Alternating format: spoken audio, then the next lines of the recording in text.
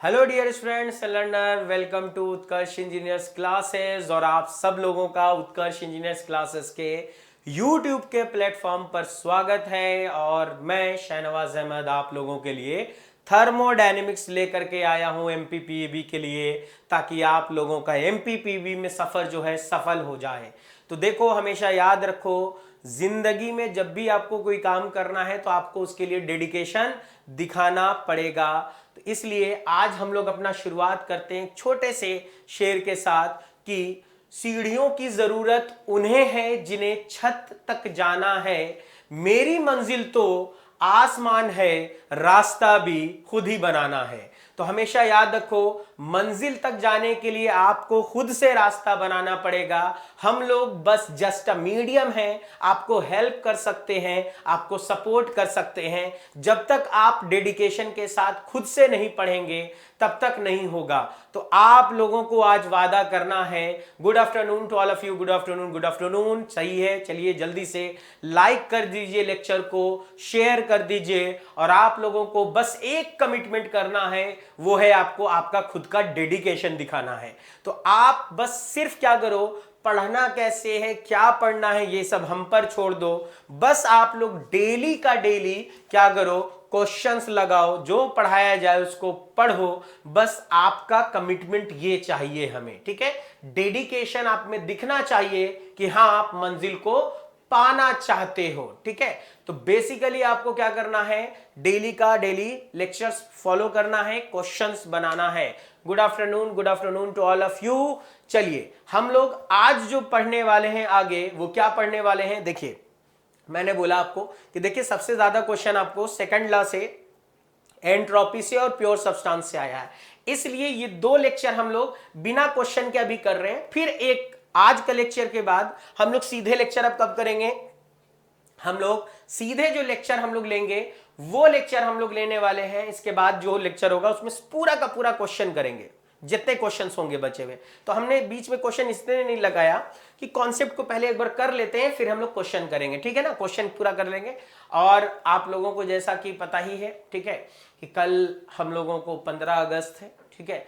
और 15 अगस्त है तो हम लोगों को कल क्लास नहीं होगी, ठीक है। तो इसलिए हम लोगों को कल की हॉलीडे है केवल, बस। बाकी आज जैसे क्लास चल रहा है वैसे ही 16 को भी चलेगा, ठीक है। और दूसरी चीज, डाउट का ध्यान रखना है आपको। डाउट का क्या ध्यान रखना है आपको, डाउट जब भी आपको आए, आपको हम बार बार इसलिए बोल रहे हैं क्योंकि बहुत सारे बच्चों का मैसेज आता है कि सर डाउट कैसे पूछें। अरे भाई, डाउट पूछने के लिए अब हम लोगों ने एक डेडिकेटेड क्या बनाया है, चैनल बनाया है only for mechanical engineering doubts के लिए, ठीक है। सिविल का अलग बना है, मैकेनिकल का अलग बना है, इलेक्ट्रिकल का अलग बनाया है, क्योंकि उसमें ये ना हो जाए पता चला इलेक्ट्रिकल के बच्चों का भी उसी में है, मैकेनिकल भी वही है, टीचर को ही ना समझ में आ पाए कि इतने क्वेश्चंस में से मेरा क्वेश्चन कौन है। तो इतना तो डैम श्योर होगा ना कि मैकेनिकल में अगर डाउट है तो मैकेनिकल के बच्चों का होगा। तो आपको अगर कोई भी दिक्कत होती है, कोई भी परेशानी होती है क्वेश्चन लगाने में, क्वेश्चन बनाने में, आप लोगों को क्या करना है, आपको सीधे क्वेश्चंस को क्या करना है, इमेज लेना है और आपको कहां डाल देना है, @उत्कर्ष मेक डाउट करके एक चैनल आपको मिलेगा, यहां डालेंगे। क्योंकि देखो, ऑफिशियल चैनल पर आप मैसेज नहीं कर सकते हैं, इस पर आप डाउट डाल सकते हैं। हम लोग डाउट को लेंगे और आपका डाउट क्लियर करेंगे, ठीक है। आपको कोई भी प्रॉब्लम या कोई भी परेशानी नहीं होने दी जाएगी। क्लियर है बच्चे। चलो, तो आज जो हम लोग बात करेंगे वहीं से बात करेंगे जहां पर लास्ट हम लोगों ने 12 तारीख को छोड़ा था, ठीक है। तो हम लोग वहीं से बात करेंगे। क्या बात कर रहे थे हम लोग, एंट्रोपी पर हम लोगों ने लिखा था कि एंट्रोपी के चेंज को हम लोग कैसे लिख रहे थे। हम लोग बात कर रहे थे एंट्रोपी पर, और एंट्रोपी के लिए अगर हम जनरल फॉर्म लिखें तो हम लिख रहे थे ds equal to delta Q by T plus delta S generation. हमने जानबूझ करके ये फॉर्म लिखा है। इसको लिखने के पीछे रीजन क्या था, इसको लिखने के पीछे रीजन था, यहीं से आपको एक जनरल फॉर्म और मिलता है कि अगर जनरल फॉर्म लिखें ds को तो हम लोग क्या लिख सकते हैं, हम लोग लिख सकते हैं डेल्टा क्यू बाई टी, ठीक है। या तो ये जो आपको था डेल्टा क्यू बाई टी, हम लोगों ने जो देखा था लास्ट लेक्चर में, वो देखा था कि या तो ये ds के बराबर होता था या ये ds से कम होता था। इसलिए जनरल फॉर्म में आप ऐसे भी लिख सकते हो। इसको आप क्या कह सकते हो, this is the second law of second law of thermodynamic equation for any process, चाहे रिवर्सिबल हो या इरिवर्सिबल हो, दोनों प्रोसेस के लिए यही है। क्लियर है? अब देखो, हमने कहा कि ये मेरा जनरल फॉर्म इसलिए हम लोग मान ले रहे हैं क्योंकि इसको देख करके हम बात करेंगे। तो यहीं से सबसे पहली चीज पता चली क्या, कि फॉर अगर रिवर्सिबल प्रोसेस है, फॉर रिवर्सिबल प्रोसेस, अगर आपका रिवर्सिबल प्रोसेस है तो सबसे पहली चीज कि वो प्रोसेस कैसा होगा, हम सब लोगों को पता है कि वो प्रोसेस फ्रिक्शन लेस होगा। इसलिए इस प्रोसेस के लिए जनरेशन की वैल्यू हमेशा क्या मिलती है, 0। तो यहां से देखो भाई, जो भी एसएससी जेई वाला जो कोर्स है वो जो अलग से चल रहा है वो अलग से ही चलेगा। काहे इतना घबराते हो तुम लोग, बहुत परेशान होते हो। अरे थोड़ा भरोसा रखो, इतने दिन से आप लोग क्लास कर रहे हो, आप लोग देख रहे होगे कि जो कोर्स जैसे चल रहा है उसको वैसे ही चलाया जा रहा है, उसका टाइम वगैरह सब वही चीज है। ठीक है? और दूसरी चीज देखो, बहुत कॉन्सेप्चुअल टॉपिक है, इसलिए कोशिश करो कि अननेसेसरी कमेंट ना किया जाए क्योंकि उसमें टाइम बहुत वेस्ट होता है। ठीक है? तो हम लोग बहुत कॉन्सेप्चुअल कॉन्सेप्ट पढ़ रहे हैं, तो आज हम लोग बहुत ज्यादा कमेंट पर डिस्कशन नहीं करेंगे, कमेंट को हम बहुत ज्यादा नहीं लेंगे। ठीक है? चलिए, तो आपको क्या कहा जा रहा है कि फॉर रिवर्सिबल प्रोसेस फ्रिक्शनलेस होगा तो एंट्रोपी जनरेशन की वैल्यू हमेशा क्या मिलेगी, 0 होगी। तो आपसे एग्जाम में पूछेगा कि फॉर रिवर्सिबल प्रोसेस बताइए एंट्रोपी जनरेशन क्या होगा, तो तुम क्या बोलने वाले हो, तुम कहोगे सर अगर रिवर्सिबल प्रोसेस है तो मेरा प्रोसेस कैसा होता है, वो एक फ्रिक्शनलेस प्रोसेस होता है, और फ्रिक्शनलेस होगा तो मेरा एंट्रोपी जनरेशन क्या होगा, वो होगा 0। क्लियर है माय डियर? चलो अब इसके आगे बात करेंगे, और इसके आगे जब बात करेंगे तो सेकंड केस हम लोग लेंगे किसके लिए, सेकंड केस लेंगे फॉर इरिवर्सिबल प्रोसेस। और जैसे ही इरिवर्सिबल प्रोसेस लिया हमने, हमें एक बात पता चली कि भाई इसमें फ्रिक्शन होगा, ये फ्रिक्शन वाला प्रोसेस है, ये फ्रिक्शनलेस नहीं है। इसका मतलब ये हो गया कि हमेशा, अब देखो, या तो फ्रिक्शन होगा प्रोसेस में या फिर नहीं होगा, मतलब या तो प्रोसेस रिवर्सिबल होगा या नहीं होगा, या फिर प्रोसेस इरिवर्सिबल होगा या रिवर्सिबल होगा। तो आप यहीं से समझ जाओ, अगर फ्रिक्शन नहीं है तो 0, और अगर फ्रिक्शन है तो इसकी वैल्यू हमेशा और हमेशा क्या मिलने वाली है, तो मिलने वाली है पॉजिटिव। क्या मिलेगी? पॉजिटिव। तो यहीं से आपको पता चला कि सर एंट्रोपी जनरेशन की वैल्यू इरिवर्सिबल प्रोसेस के लिए पॉजिटिव होती है ऑलवेज। तो आप यहां से कह सकते हो कि सर इसका मतलब ये हुआ कि एंट्रोपी जनरेशन 0 भी हो सकती है, एंट्रोपी जनरेशन पॉजिटिव भी हो सकती है। और पॉजिटिव का मतलब क्या है? पॉजिटिव का मतलब है ग्रेटर देन 0। ठीक है? तो आप यहीं से कहोगे कि सर इसका मतलब ये हो गया, इसका मतलब ये हो गया कि एंट्रोपी जनरेशन की जो वैल्यू है या तो वो 0 से ज्यादा मिलेगी या फिर 0 के बराबर मिलेगी। और अगर हमने ये लिखा है तो ये वैलिड होगा किसके लिए? Valid for both reversible and irreversible process. ये दोनों के लिए क्या होगी? ये दोनों के लिए क्या होने वाली है? वैलिड होने वाली है। तो valid for both reversible and irreversible, दोनों के लिए होगी।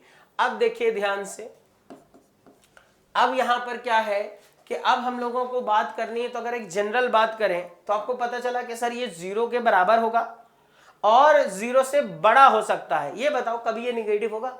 तो इससे ही यहां से एक बहुत इंपॉर्टेंट बात पता चली कि entropy generation value, entropy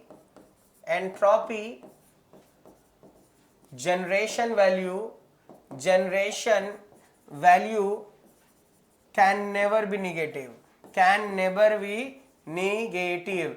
entropy generation की वैल्यू कभी भी निगेटिव नहीं होगी, मतलब कि एंट्रोपी जनरेशन की वैल्यू लेस देन 0 नहीं मिल सकता है, नेवर, कभी नहीं होगा ऐसा। ठीक है? और अगर कोई ऐसा कर दे तो समझ जाओ कि वो जो प्रोसेस है वो प्रोसेस कोई इम्पॉसिबल प्रोसेस है, हाइपोथेटिकल प्रोसेस है, उसका कोई मतलब नहीं है। ठीक है, तो यहीं से आपको पता चला एंट्रोपी जनरेशन की बात। अब यहीं से आपको देखो, जैसे ही एंट्रोपी जनरेशन आपको पता चल गया, हम लोगों को तीन चीजों की बात करनी है कि भाई इंटरनली रिवर्सिबल क्या होता है। सबसे पहला, इंटरनली रिवर्सिबल कौन होता है? इंटरनली रिवर्सिबल को ही एक्सटर्नली इरिवर्सिबल कहते हैं, एक्सटर्नली इरिवर्सिबल कहते हैं। तो आपसे अगर कोई पूछे इंटरनली रिवर्सिबल या एक्सटर्नली इरिवर्सिबल सिस्टम कौन है, तो देखो उसका सिंपल सा फंडा है। अगर आपको डेल्टा एस जनरेशन किसके लिए, सिस्टम के लिए क्या मिल जाए, जीरो मिल जाए, ठीक है, या फिर आपको एंट्रोपी जनरेशन जीरो मिल जाए एंड एंट्रोपी जनरेशन किसका, सराउंडिंग का क्या मिले, एंट्रोपी जनरेशन सराउंडिंग के लिए क्या हो जाए, ये जीरो के बराबर ना हो, तो इसलिए इसको क्या कहा जाता है, ऐसा सिस्टम जो होता है वो सिस्टम कहलाता है इंटरनली रिवर्सिबल और एक्सटर्नली इरिवर्सिबल। ठीक है, पहला केस समझ में आ गया। दूसरा सुनो, दूसरा आपसे पूछा जाएगा, ये बताइए एक्सटर्नली रिवर्सिबल कौन होता है, एक्सटर्नली रिवर्सिबल, और इसी का दूसरा नाम क्या है, और इंटरनली इरिवर्सिबल कौन होता है, इरिवर्सिबल। ठीक है, ये पूछा जाएगा।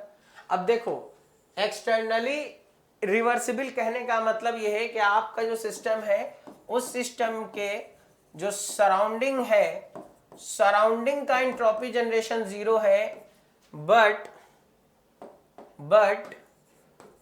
जो सिस्टम है उस सिस्टम के अंदर आपको जो एंट्रोपी जनरेशन की वैल्यू है वो जीरो के बराबर नहीं है। अगर कभी ऐसा हो जाए, आपसे बोलेगा कि बताइए इंटरनली इरिवर्सिबल का क्या मतलब है। इंटरनली इरिवर्सिबल का मतलब होता है आपके सिस्टम के अंदर का एंट्रोपी जनरेशन जीरो के बराबर नहीं है, मतलब एंट्रोपी जनरेशन सिस्टम के अंदर है। आपका सिस्टम कैसा है, आपका सिस्टम फ्रिक्शन वाला है, और आपका सिस्टम कैसा सिस्टम कहलाएगा, इंटरनली इरिवर्सिबल सिस्टम कहलाएगा। तो इसको हम लोग क्या कहेंगे, इंटरनली इरिवर्सिबल। जबकि इससे पहले में हमने क्या बोला था, देखो सिस्टम के अंदर एंट्रोपी जनरेशन जीरो था लेकिन बाहर जीरो नहीं था, इसलिए इसको क्या कहा जाता था, इंटरनली रिवर्सिबल सिस्टम कहा जाता था। और आपके जितने भी स्टैंडर्ड साइकिल हैं, यानी auto cycle, air standard auto cycle, air standard diesel cycle, air standard dual cycle, Carnot cycle, ये सारे साइकिल जो हैं बेसिकली हमारे, ये साइकिल्स कैसे साइकिल हैं, ये हमारे साइकिल जितने भी एयर स्टैंडर्ड साइकिल में auto diesel dual, auto diesel and dual, ये जो साइकिल होगा, ये सारे के सारे साइकिल किसके एग्जाम्पल हैं, ये सारे के सारे साइकिल आपको इंटरनली रिवर्सिबल साइकिल के क्या है, एग्जाम्पल हैं। क्लियर है, तो आपको ये बात समझ में आ गई। चलिए अब हम लोग इसके आगे बात करेंगे।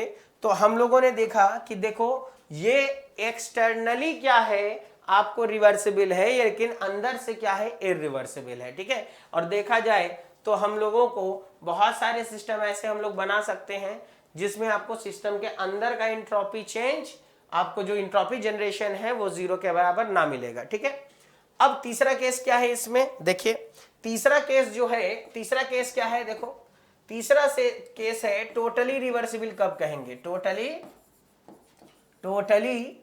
रिवर्सिबल कब कहेंगे, या फिर इसी को हम लोग और क्या कहा जाए, सिंपली रिवर्सिबल सिस्टम कब कहेंगे, रिवर्सिबल सिस्टम कब कहेंगे।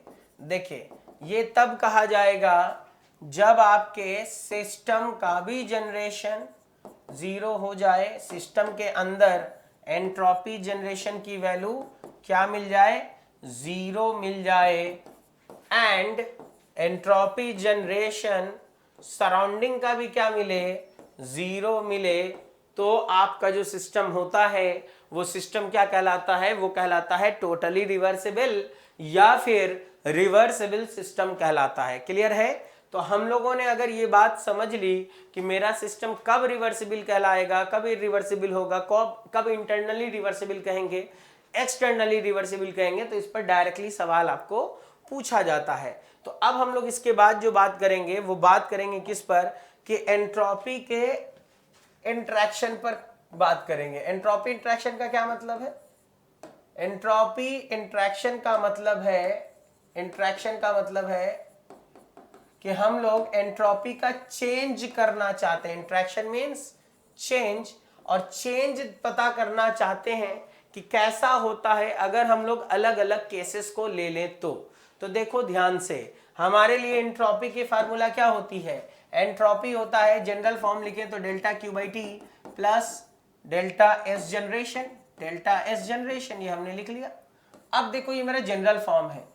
अब देखो हम लोगों का एंट्रोपी चेंज कितने कारणों से हो सकता है। तो पहला कारण है देखो हीट ट्रांसफर करके। क्यों?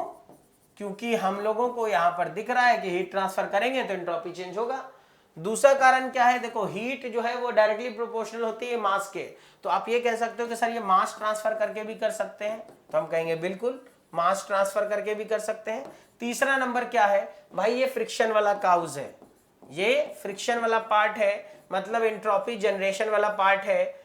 इसके कारण भी आपको एंट्रोपी का चेंज होता है। और ये तीन कारण है आपको एंट्रोपी को चेंज कराने का। अब ये तीन कारण तो जनरल कारण हो गया, ठीक है। इस जनरल कारण में ये जो दो है ये तो तब होगा ना जब तुम बाहर से कोई चीज दोगे। ये हीट ट्रांसफर और मास ट्रांसफर अंदर से बाहर चला जाए या बाहर से अंदर आ जाए तभी हो सकता है। यानी कि ये वाला तब होगा जब आप क्या कराओगे? एक्सटर्नल इंट्रैक्शन कराओगे। एक्सटर्नल इंट्रैक्शन ये किसके कारण होता है? एक्सटर्नल इंट्रैक्शन के कारण होता है, बाहर के प्रभाव के कारण होता है। अंदर से बाहर चला जाए या बाहर से अंदर आ जाए उसके कारण होता है। क्लियर है? जबकि ये वाला पार्ट क्या है? अरे ये तो इंटरनल कारण है, ये तो तुम्हारा इंटरनल इंट्रैक्शन के कारण है। क्यों? क्योंकि भाई तुमने जो सिस्टम बनाया है वो कितना ज्यादा अंदर से तुमने फ्रिक्शनलेस बनाया या फ्रिक्शन वाला बनाया उस पर निर्भर करेगा। तो यहीं से पता चला कि दो कारण होगा ऐसे, और इसको हम फर्दर डिवाइड करेंगे तो तीन पार्ट में टूटेगा। अब इसमें भी हम लोगों को क्या करना है? अलग अलग केस देखना है। हम क्लोज्ड सिस्टम को लेंगे और उसमें रिवर्सिबल प्रोसेस के दौरान हीट इंट्रैक्शन कराना चाहेंगे तो हमारा सबसे पहला केस होगा, हम लोग ए नंबर को स्टडी करना चाहते हैं। किसके लिए बात कर रहे हैं? For closed system. पहली चीज ध्यान रखो कि हम क्लोज्ड सिस्टम और किस प्रोसेस की बात करेंगे?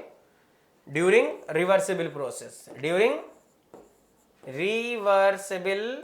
Reversible process. तो यहीं से पहले ही समझ जाओ जनरल फॉर्म में कि भाई जैसे ही तुम क्लोज्ड सिस्टम करोगे, ये बताओ क्लोज्ड सिस्टम में मास ट्रांसफर कितना होगा? तुम कहोगे सर मास ट्रांसफर होगा 0। मास ट्रांसफर इज 0, मतलब क्लोज्ड सिस्टम में गलती से भी मास के ट्रांसफर के कारण ही एंट्रोपी चेंज नहीं हो सकता। क्यों? क्योंकि मास ट्रांसफर होता ही नहीं है क्लोज सिस्टम में। और दूसरी चीज ध्यान से देखो, प्रोसेस कैसा है? रिवर्सिबल। रिवर्सिबल का मतलब क्या हो गया? रिवर्सिबल का मतलब हो गया फ्रिक्शनलेस। और जैसे ही फ्रिक्शनलेस लिखेंगे डेल्टा एस जनरेशन का वैल्यू कितना हो गया? 0। जैसे ही फ्रिक्शनलेस लिखा हमने, डेल्टा एस जनरेशन कितना चलाया बच्चे? तो डेल्टा एस जनरेशन जो है वो चलाया आपको 0 के बराबर। क्लियर हो गया? तो आपको दो चीजें समझ में आ गई कि अगर क्लोज्ड सिस्टम लेंगे तो ये नहीं, ये हो, सॉरी, जब क्लोज सिस्टम लेंगे तो हम लोगों को ये नहीं हो सकता, ये भी नहीं हो सकता, केवल कौन होगा? Heat transfer.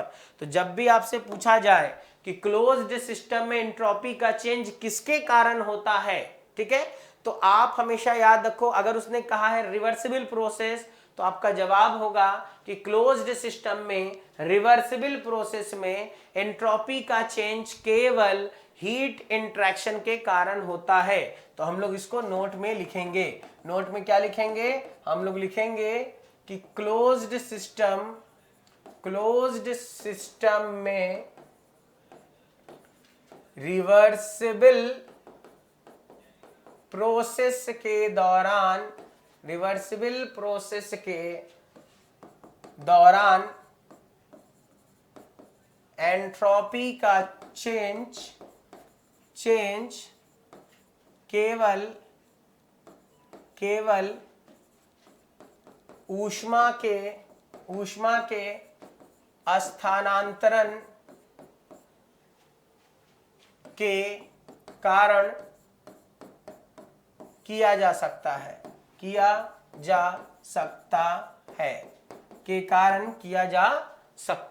है ठीक है, क्लियर हो गया। तो अब यहीं से हम लोगों को पता चल गया कि केवल हीट ट्रांसफर करके हम लोग एंट्रोपी का चेंज कर सकते हैं क्लोज सिस्टम में। अब ध्यान से देखो, अगर केवल हीट ट्रांसफर कर सकते हैं तो 3 केस मिलेगा। पहला नंबर क्या है, हीट को ऐड कर देते हैं, heat added to the system, heat को ऐड करके कर सकते हैं। और जब भी हीट ऐड करेंगे तो देखो डेल्टा क्यू क्या मिलेगा, ये हमेशा पॉजिटिव होगा। तो आपको एंट्रोपी का चेंज भी क्या मिलेगा, देखो एंट्रोपी चेंज का फार्मूला तो अब हम लोगों को पहले से टाइम श्योर हो चुके हैं कि अगर हमारा मास ट्रांसफर 0 है, ये भी 0 है, तो जो हीट ट्रांसफर का प्रोसेस एंट्रोपी चेंज मिलेगा रिवर्सिबल के लिए, वो तो केवल इतने के बराबर मिलेगा, ये तो हम लोग पहले से जानते हैं। तो इसमें जैसे ही हम वैल्यू रखेंगे तो आपको ये डेल्टा क्यू पॉजिटिव है, टेम्परेचर हमेशा पॉजिटिव होता है, यानी ds पॉजिटिव मिलेगा, मतलब s final minus s initial जो होगा वो ग्रेटर देन क्या होगा 0। इसका मतलब फाइनल ज्यादा मिलेगा, इनिशियल क्या होगा कम मिलेगा। मतलब ये आपको समझ में आया कि इस प्रोसेस के दौरान एंट्रोपी क्या होगी, एंट्रोपी हमेशा बढ़ेगी। तो आपको जब भी बोला जाए कि आप अपने क्लोज्ड सिस्टम में रिवर्सिबल प्रोसेस के दौरान हीट ऐड कर रहे हैं तो बताइए एंट्रोपी क्या होती है, आप कहोगे एंट्रोपी बढ़ेगी। ठीक है, पहला केस हो गया। अब हम लोग ऐसा करते हैं, सेकंड केस ले लेते हैं। ठीक है, सेकंड केस यहां ले लेते हैं। सेकंड केस क्या है आपका, सेकंड केस है मेरा, second case heat rejected from the system कर ले। जैसे ही हमने सिस्टम से हीट रिजेक्ट कराया, डेल्टा क्यू का वैल्यू माइनस हो गया और टेम्परेचर तो हमेशा कांस्टेंट ही रहे, टेम्परेचर हमेशा पॉजिटिव रहेगा। देखो ये पॉजिटिव रहता है हमेशा, ये हमेशा पॉजिटिव होता है। ऊपर वाला निगेटिव हो गया तो इसकी वैल्यू किस में आएगी, आप कहोगे कि सर ds बराबर आएगा निगेटिव है, और ds निगेटिव का मतलब फाइनल माइनस इनिशियल क्या होगा, लेस देन 0। इसका मतलब फाइनल कम मिलेगा, इनिशियल ज्यादा मिलेगा। मतलब इस प्रोसेस के दौरान एंट्रोपी बढ़ेगी कि घटेगी। आपके एग्जाम में ऑब्जेक्टिव का क्वेश्चन देगा और सीधे सीधे लिख देगा कि आपका एंट्रोपी क्या होने वाला है, घटने वाला है। बोलो क्लियर है, बताओ बच्चों। ठीक है, समझ आ रहा है सबको, कोई दिक्कत बोलिए जी। ठीक है, तो देखो आप लोगों को बस क्या करना है, आपको हम बहुत प्रिसाइजली चीजों को बता रहे हैं ताकि आपका उस मिनिमम टाइम में भी हम लोग ऑप्टिमम को अचीव कर सके। देखो कम समय में ज्यादा चीज अचीव करना है तो हम लोग टू दी पॉइंट बिल्कुल बात करेंगे, इधर उधर की बातें नहीं करनी है, बिल्कुल टू दी पॉइंट बात करेंगे। ठीक है, चलो तीसरा केस क्या होगा। तीसरा केस क्या है कि हम कौन सा प्रोसेस ले लें, एडियाबेटिक प्रोसेस। अगर एडियाबेटिक प्रोसेस ले लेते हैं, क्लोज्ड सिस्टम है और एडियाबेटिक भी कैसा रिवर्सिबल प्रोसेस है। ठीक है, एडियाबेटिक रिवर्सिबल प्रोसेस, या फिर इसको हम रिवर्सिबल एडियाबेटिक प्रोसेस लिख दें। हम लोग कौन सा प्रोसेस ले रहे हैं, रिवर्सिबल एडियाबेटिक प्रोसेस को ले लेते हैं। अगर हम रिवर्सिबल एडियाबेटिक प्रोसेस को ले लेते हैं तो इसका क्या मतलब है, रिवर्सिबल एडियाबेटिक प्रोसेस लेने का मतलब ये हो गया कि आप देखिए एडियाबेटिक कहती डेल्टा की 0 हो गया ना, तो आप ds बराबर क्या लिखोगे, डेल्टा क्यू बाई टी, ये तुमने कर दिया 0, तो ds बराबर कितना मिल गया 0। इसका मतलब क्या हो गया, एंट्रोपी क्या है, कांस्टेंट है। तो आपको एक ऐसा प्रोसेस जिस प्रोसेस के दौरान एंट्रोपी कांस्टेंट रहता है उस प्रोसेस को हम लोग क्या कहते हैं, आइसेंट्रोपिक प्रोसेस। तो याद रखो reversible adiabatic process, reversible adiabatic process is also known as क्या कहलाता है, known as isentropic process, is also known as isentropic process। और isentropic process का क्या मतलब है, isentropic process का मतलब है कि ऐसा प्रोसेस जिस प्रोसेस में एंट्रोपी की वैल्यू क्या है, कांस्टेंट है, ठीक है। ये एंट्रोपी की वैल्यू क्या है, कांस्टेंट है, हम लोगों को आइसेंट्रोपिक प्रोसेस कहला रहा है। तो अब यहां से क्या समझ में आया, क्लोज्ड सिस्टम में देखो हीट ट्रांसफर करने का तीन ही तरीका है, या तो दे दिया जाए हीट, या तो हीट निकाल लिया जाए, ना हीट दे रहे हैं ना निकाल रहे हैं। तो हमें पता चला तीन केस मिल रहा है। हीट जब भी ऐड करेंगे क्लोज सिस्टम में रिवर्सिबल प्रोसेस में एंट्रोपी बढ़ेगी, क्लोज सिस्टम में रिवर्सिबल प्रोसेस है और हीट निकालेंगे एंट्रोपी घटेगी, और अगर एडियाबेटिक प्रोसेस मान लिया तो एंट्रोपी कांस्टेंट रहेगी। मतलब कि क्लोज सिस्टम में रिवर्सिबल प्रोसेस के दौरान अगर हीट इंट्रैक्शन किया जाए तो एंट्रोपी बढ़ भी सकती है, घट भी सकती है और कांस्टेंट भी रह सकती है। चलिए नेक्स्ट देखते हैं। नेक्स्ट इसके बाद बात करते हैं हम लोग। नेक्स्ट अगर इसकी बात करेंगे हम लोग तो रिवर्सिबल एडियाबेटिक प्रोसेस में हम लोग क्लोज सिस्टम की बात कर लिए। रिवर्सिबल प्रोसेस के लिए फिर से हम कहते हैं सिस्टम कौन सा है, क्लोज्ड सिस्टम है, लेकिन इस बार प्रोसेस कौन सा है, ध्यान रखो इस बार प्रोसेस है इररिवर्सिबल प्रोसेस, ठीक है। आपने क्लोज्ड माना है लेकिन इररिवर्सिबल प्रोसेस माना है। जैसे इररिवर्सिबल मानोगे डेल्टा एस जनरेशन क्या हो जाएगा, पॉजिटिव हो जाएगा, ठीक है। और मास ट्रांसफर अभी भी क्या रहेगा, तो मास ट्रांसफर अभी भी जीरो रहेगा, इसलिए मास का इंट्रैक्शन नहीं कर सकते हैं। तो हीट इंट्रैक्शन करा के देखते हैं। पहला मान लेते हैं केस क्या, heat added to system, system में हीट ऐड कर रहे हैं। एंट्रोपी का फार्मूला क्या होगा, delta S delta Q by T plus delta S generation. हम लोग हमेशा लिखेंगे, ये देखो हीट ऐड है पॉजिटिव बटा पॉजिटिव प्लस पॉजिटिव, मतलब पॉजिटिव मिलेगा, एंट्रोपी का चेंज पॉजिटिव हो रहा है। पॉजिटिव होने का मतलब क्या है, एस फाइनल ज्यादा है, एस इनिशियल कम है, मतलब एंट्रोपी ऑफ द सिस्टम क्या होगी, बढ़ जाएगी। तो यहीं से आपको एक बात समझ में आई कि जब भी कभी आप क्लोज्ड सिस्टम में इररिवर्सिबल प्रोसेस हो चाहे रिवर्सिबल प्रोसेस हो, हीट ऐड कर रहे हो तो एंट्रोपी हमेशा बढ़ेगी। मतलब when heat is added to the system, added to the closed system, entropy of the system always increases whether the process is reversible or whether the process is irreversible। तो हमको इससे कोई फर्क नहीं पड़ना है कि प्रोसेस रिवर्सिबल था कि प्रोसेस इररिवर्सिबल था, क्लोज्ड सिस्टम था और हीट ऐड कर रहे थे तो एंट्रोपी क्या होगी, हमेशा और हमेशा बढ़ेगी। ये आपको ध्यान रखना है, ठीक है। अब नेक्स्ट पॉइंट देख लो। अब heat rejected from the system अगर करा दे तब, heat rejected from the system, और सिस्टम कैसा है, क्लोज्ड है, वो हमको पता है, और किस प्रोसेस में करना है, इररिवर्सिबल में, ये भी हमें पता है। तो उस केस में हमारा क्या होगा कि डेल्टा क्यू बराबर हो जाएगा नेगेटिव, डेल्टा क्यू की वैल्यू जो हम लोग लिखेंगे वो क्या लिखेंगे, डेल्टा क्यू बराबर लिखेंगे नेगेटिव, हीट रिजेक्ट कर रहे हैं ना, और डेल्टा एस जनरेशन तो हमेशा क्या होता है, पॉजिटिव होता है, ये तो हमें पता ही है। तो इस बार जब हम ds लिखेंगे तो क्या लिखेंगे, delta Q by T plus delta S generation. अब ध्यान से देखो, ये जो है ये निगेटिव में आएगा और ये आपको पॉजिटिव में होगा हमेशा। अब देखो इसमें तीन केस हो सकता है, अगर ये वाला वैल्यू बड़ा है ये नेगेटिव मिल जाएगा, या फिर ये वाला वैल्यू बड़ा है तो पॉजिटिव में वैल्यू मिल जाएगा, और अगर दोनों बराबर हो गया तो आंसर जीरो में भी आ सकता है।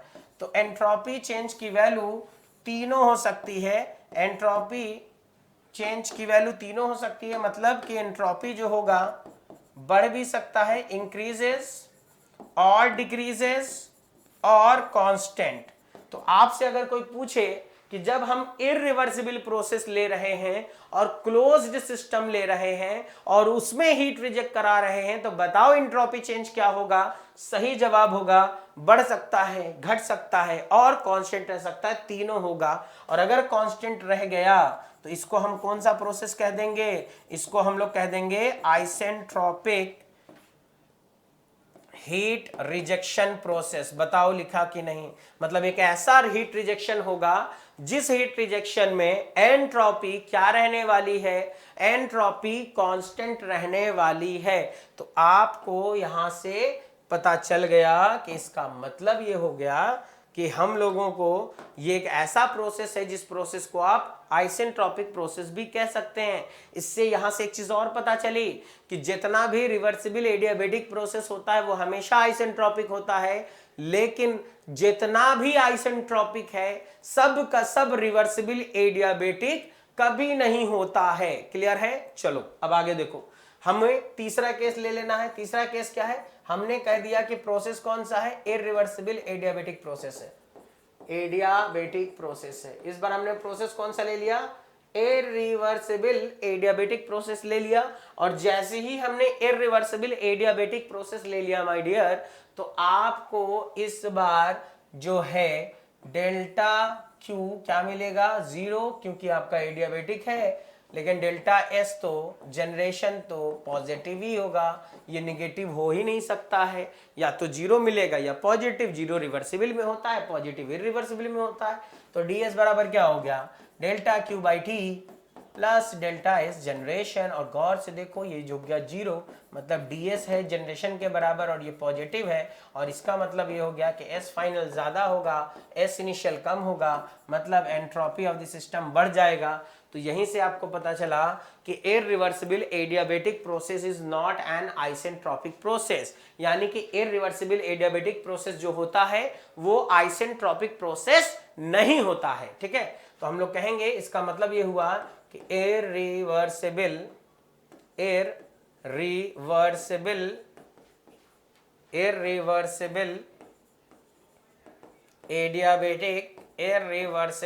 Adiabatic process is not an isentropic process। ये आपको आइसेंट्रोपिक प्रोसेस नहीं हो सकता है। तो इरिवर्सिबल एडियाबेटिक प्रोसेस जो होगा वो आइसेंट्रोपिक प्रोसेस नहीं होगा। ठीक है, और जब ये आइसेंट्रोपिक प्रोसेस नहीं होगा तो मतलब एंट्रोपी इसमें हमेशा क्या होगी, बढ़ती हुई दिखेगी। ये हमें समझ में आ गया। तो अब हमें एक बात क्लियर हो गई कि चाहे क्लोज सिस्टम हो, चाहे रिवर्सिबल प्रोसेस हो, चाहे इरिवर्सिबल प्रोसेस हो, अगर क्लोज सिस्टम है तो इसमें तीनों केसेस मिलता है, बढ़ता भी है, घटता भी है और कांस्टेंट भी रहता है एंट्रोपी। ठीक है, तो यहीं से हमें पता चला कि एंट्रोपी को अगर डिफाइन किया जाए तो कैसे डिफाइन करेंगे। अब हम लोग कहेंगे कि एंट्रोपी का जो डिफिनेशन होता है वो क्या होता है, हम लोग कहेंगे it is the degree of molecular randomness. ठीक है, ये क्या होता है, डिग्री ऑफ मॉलिक्यूलर रैंडमनेस होता है। इसीलिए अगर हम लोग रैंडमनेस बढ़ाएंगे, क्योंकि देखो जितना ज्यादा फ्रिक्शन बढ़ेगा उतना ज्यादा रैंडमनेस या कोलिजन या उतना ज्यादा मॉलिक्यूल इधर उधर भागना चालू करेगा, और जब वो भागेगा तो अपनी एनर्जी को वेस्ट करेगा, एनर्जी का डिग्रेडेशन करेगा। ठीक है, तो आपको ये पता चला कि रैंडमनेस बढ़ाने पर, ठीक है, आपको क्या बढ़ जाएगा, कोलिजन बढ़ जाएगा, टक्कर एक दूसरे के साथ बढ़ जाएगा। और जब ये बढ़ेगा तो एंट्रोपी क्या होगी, एंट्रोपी भी बढ़ेगी। एंट्रोपी बढ़ेगी तो आपको एनर्जी का डिग्रेडेशन क्या होगा, बढ़ेगा, एनर्जी डिग्रेडेशन, यानी कि एनर्जी जो है बर्बाद होती चली जाएगी। और जब एनर्जी बर्बाद होती चली जाएगी तो एफिशिएंसी ऑफ द सिस्टम क्या होगा, एफिशिएंसी घटती जाएगी। इसीलिए कहा जाता है कि बहुत ज्यादा इधर उधर भटका नहीं करो। अगर आप अपनी एनर्जी को इधर उधर में वेस्ट नहीं करोगे तो तुम्हारी एफिशिएंसी अपने आप बढ़ जाएगी।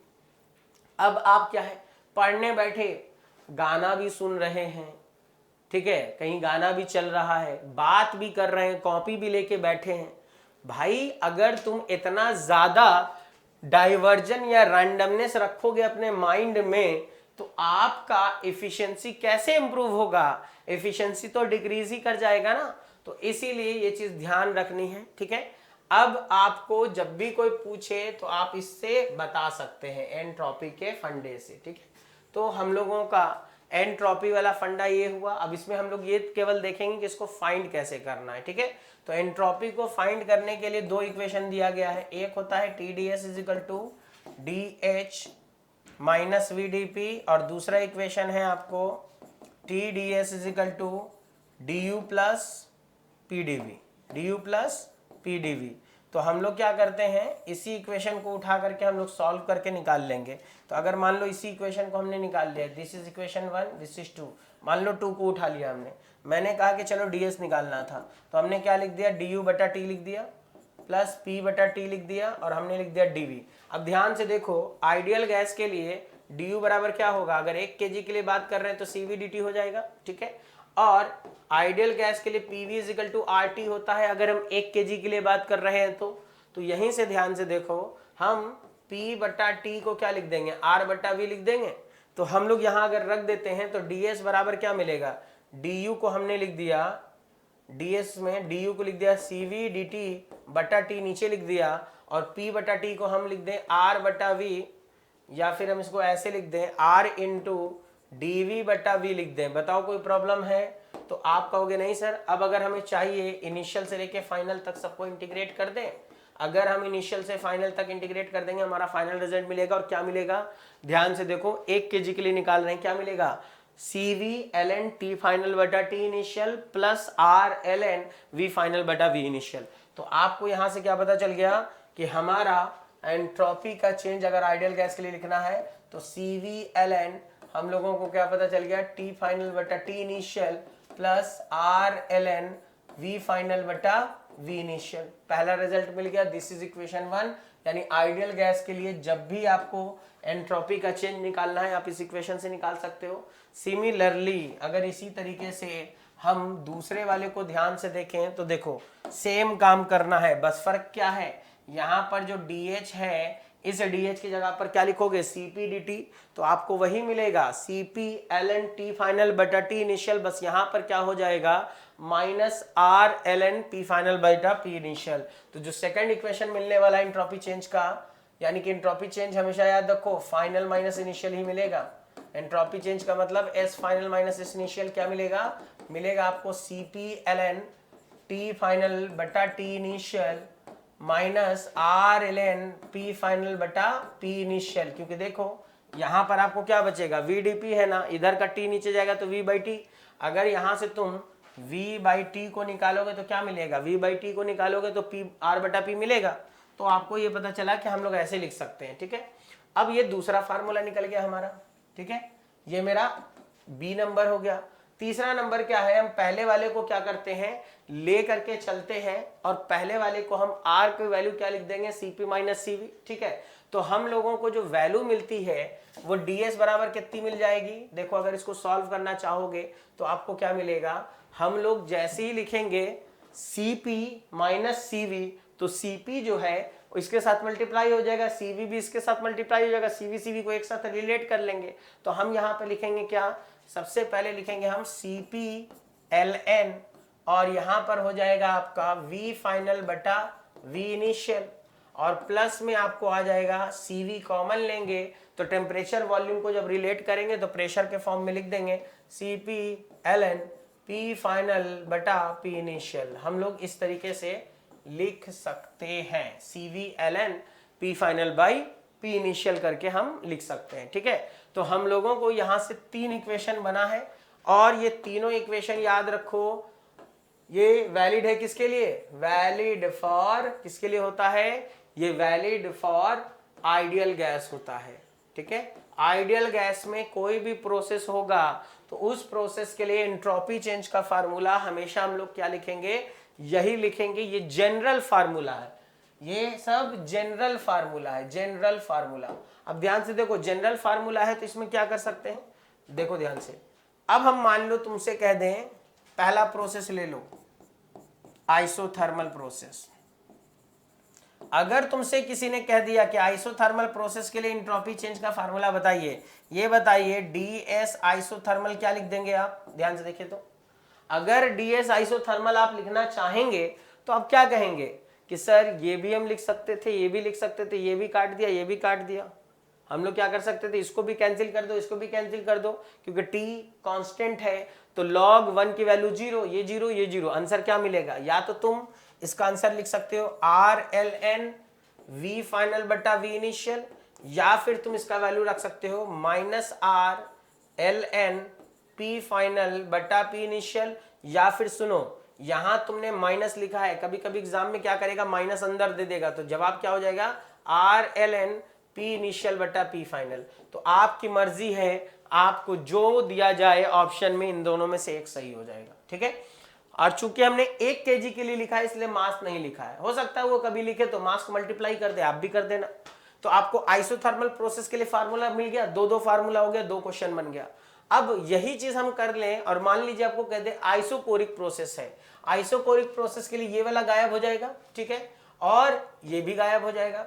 तो आपको आइसोकोरिक प्रोसेस में अगर दिखना होगा तो आइसोकोरिक प्रोसेस में ये दोनों को हटा दोगे तो क्या बचेगा, CVLN T फाइनल बटा T इनिशियल।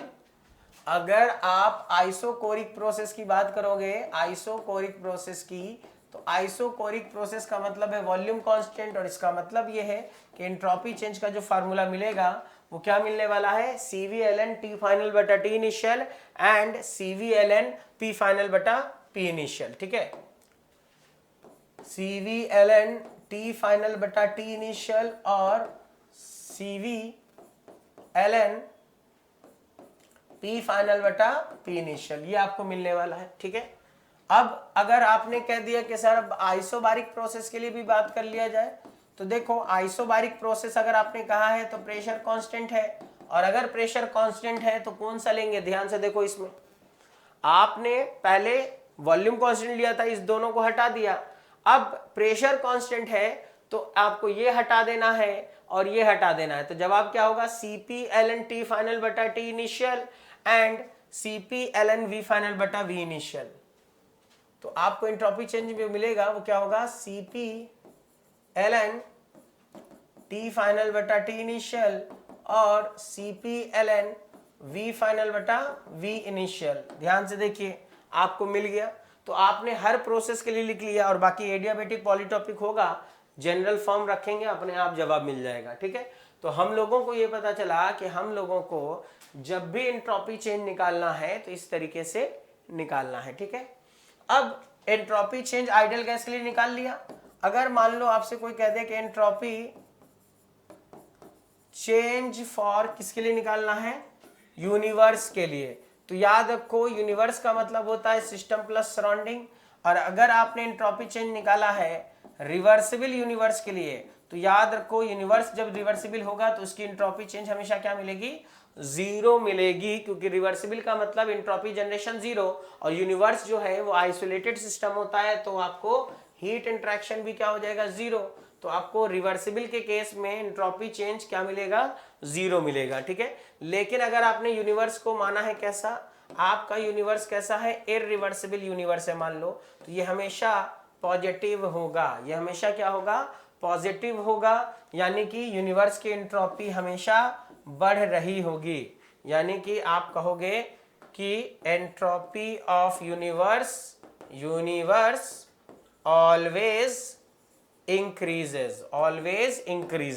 तो जब भी यूनिवर्स के एंट्रोपी चेंज की बात करेंगे तो हम लोग यही बात करेंगे, ठीक है, यूनिवर्स की एंट्रोपी हमेशा क्या होती रहेगी, बढ़ती रहेगी।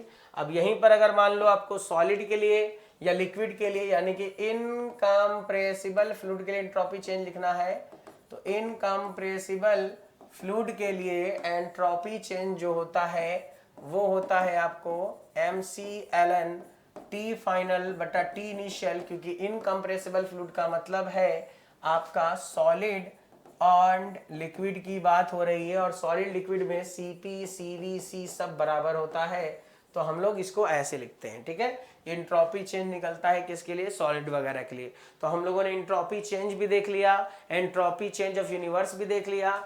अब अगर हम लोग बात करें तो टीएस डायग्राम में हमें पता था कि जब भी कोई प्रोसेस हम बनाएंगे तो उस प्रोसेस के लिए जो आपको एरिया अंडर द कर्व होता है वो आपको हीट देता है, लेकिन अगर हम कांस्टेंट प्रेशर लाइन को ड्रॉ करेंगे और कांस्टेंट वॉल्यूम लाइन को ड्रॉ करेंगे तो दोनों में से ज्यादा स्लोप किसका मिलता है, कांस्टेंट वॉल्यूम का, ठीक है।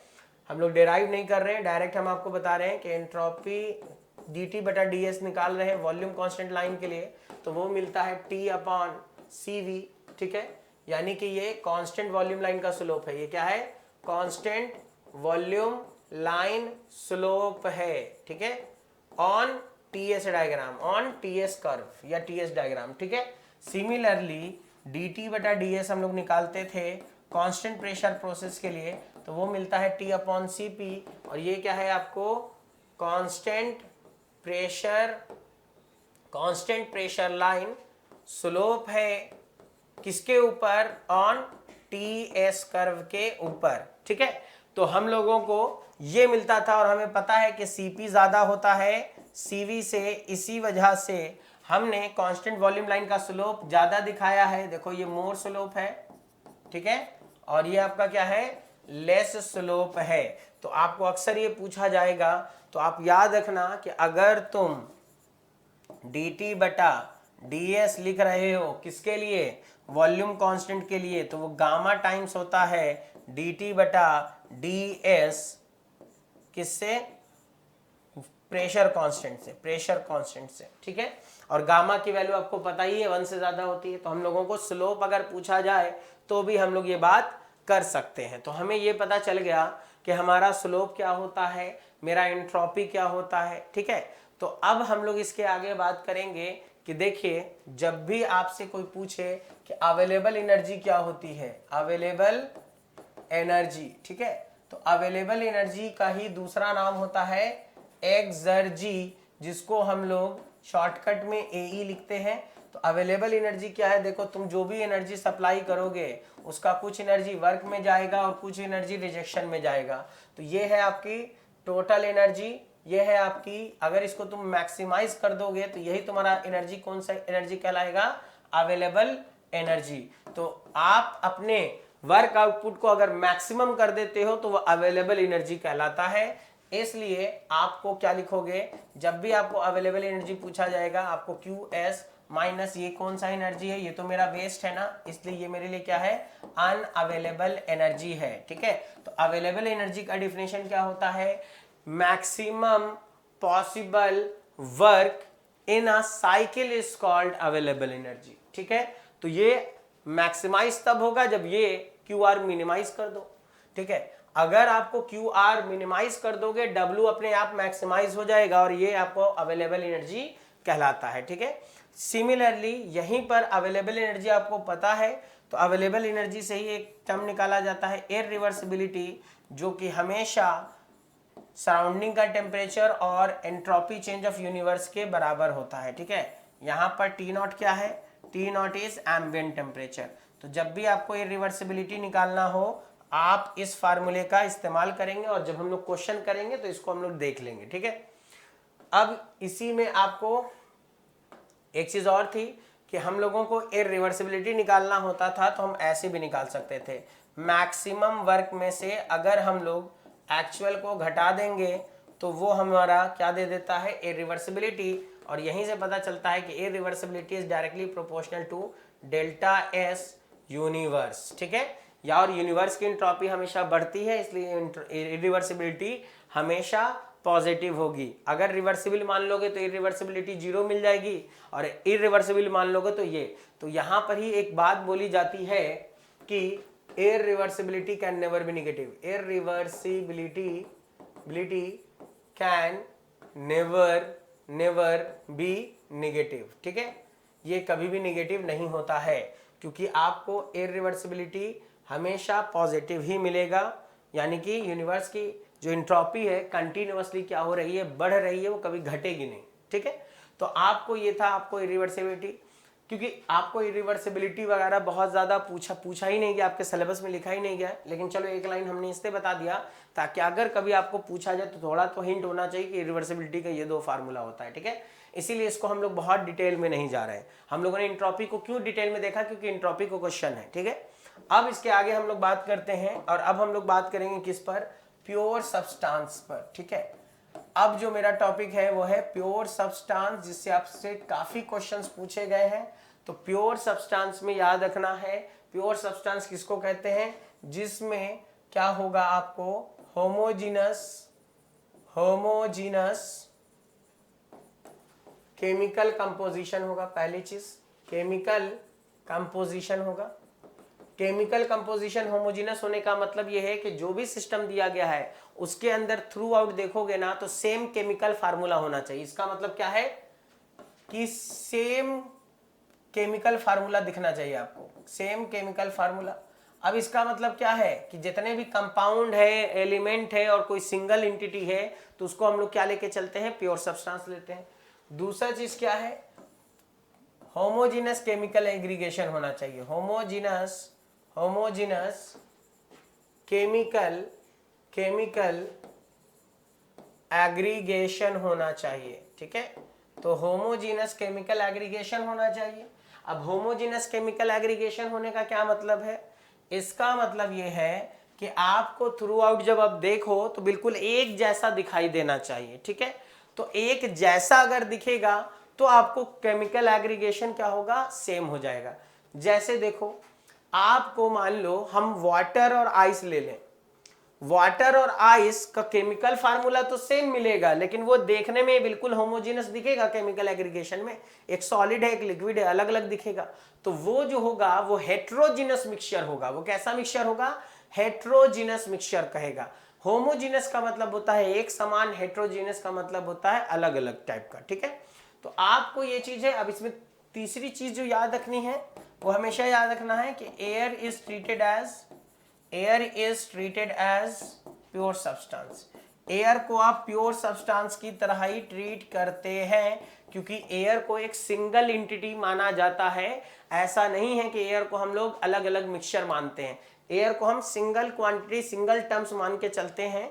इसलिए एयर जो होता है वो एयर हमेशा प्योर सब्सटेंस की तरह क्या होता है? ट्रीट किया जाता है। लेकिन याद रखो, milk is impure substance. Milk जो होता है वो इम्प्योर है, क्योंकि मिल्क जो है उसमें किसी किसी मिल्क में फैट ज्यादा है, किसी में विटामिन ज्यादा है। एक ही गाय की कई बार तुम दूध को अगर टेस्ट करोगे तो उसके दूध में कभी मिल्क में फैट ज्यादा मिल रहा है, कभी किसी सीजन में आपको कोई चीज ज्यादा मिल रहा है, कोई चीज कम मिल रहा है। या फिर मिल्क को रख दो, समय के साथ उसका कंपोजिशन बदलता चला जाएगा, दूध से दही बन जाएगा, फट जाएगा तो पनीर बन जाएगा।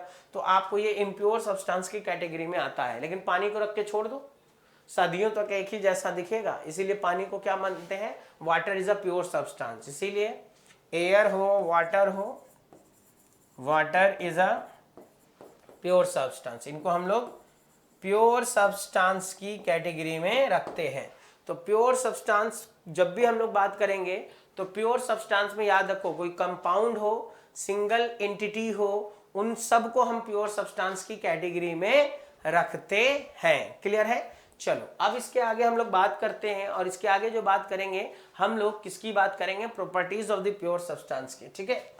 तो अगर हम लोग प्रॉपर्टीज ऑफ प्योर सब्सटेंस को देखें तो प्रोपर्टीज ऑफ प्योर सब्सटेंस में आपको दो तीन चीजें ध्यान रखनी है जो हम यहां पर आपको बता रहे हैं। सबसे पहले, प्योर सब्सटेंस का जो ग्राफ बनता है वो कैसा बनेगा? वो एक डोम जैसा बनेगा। क्यों?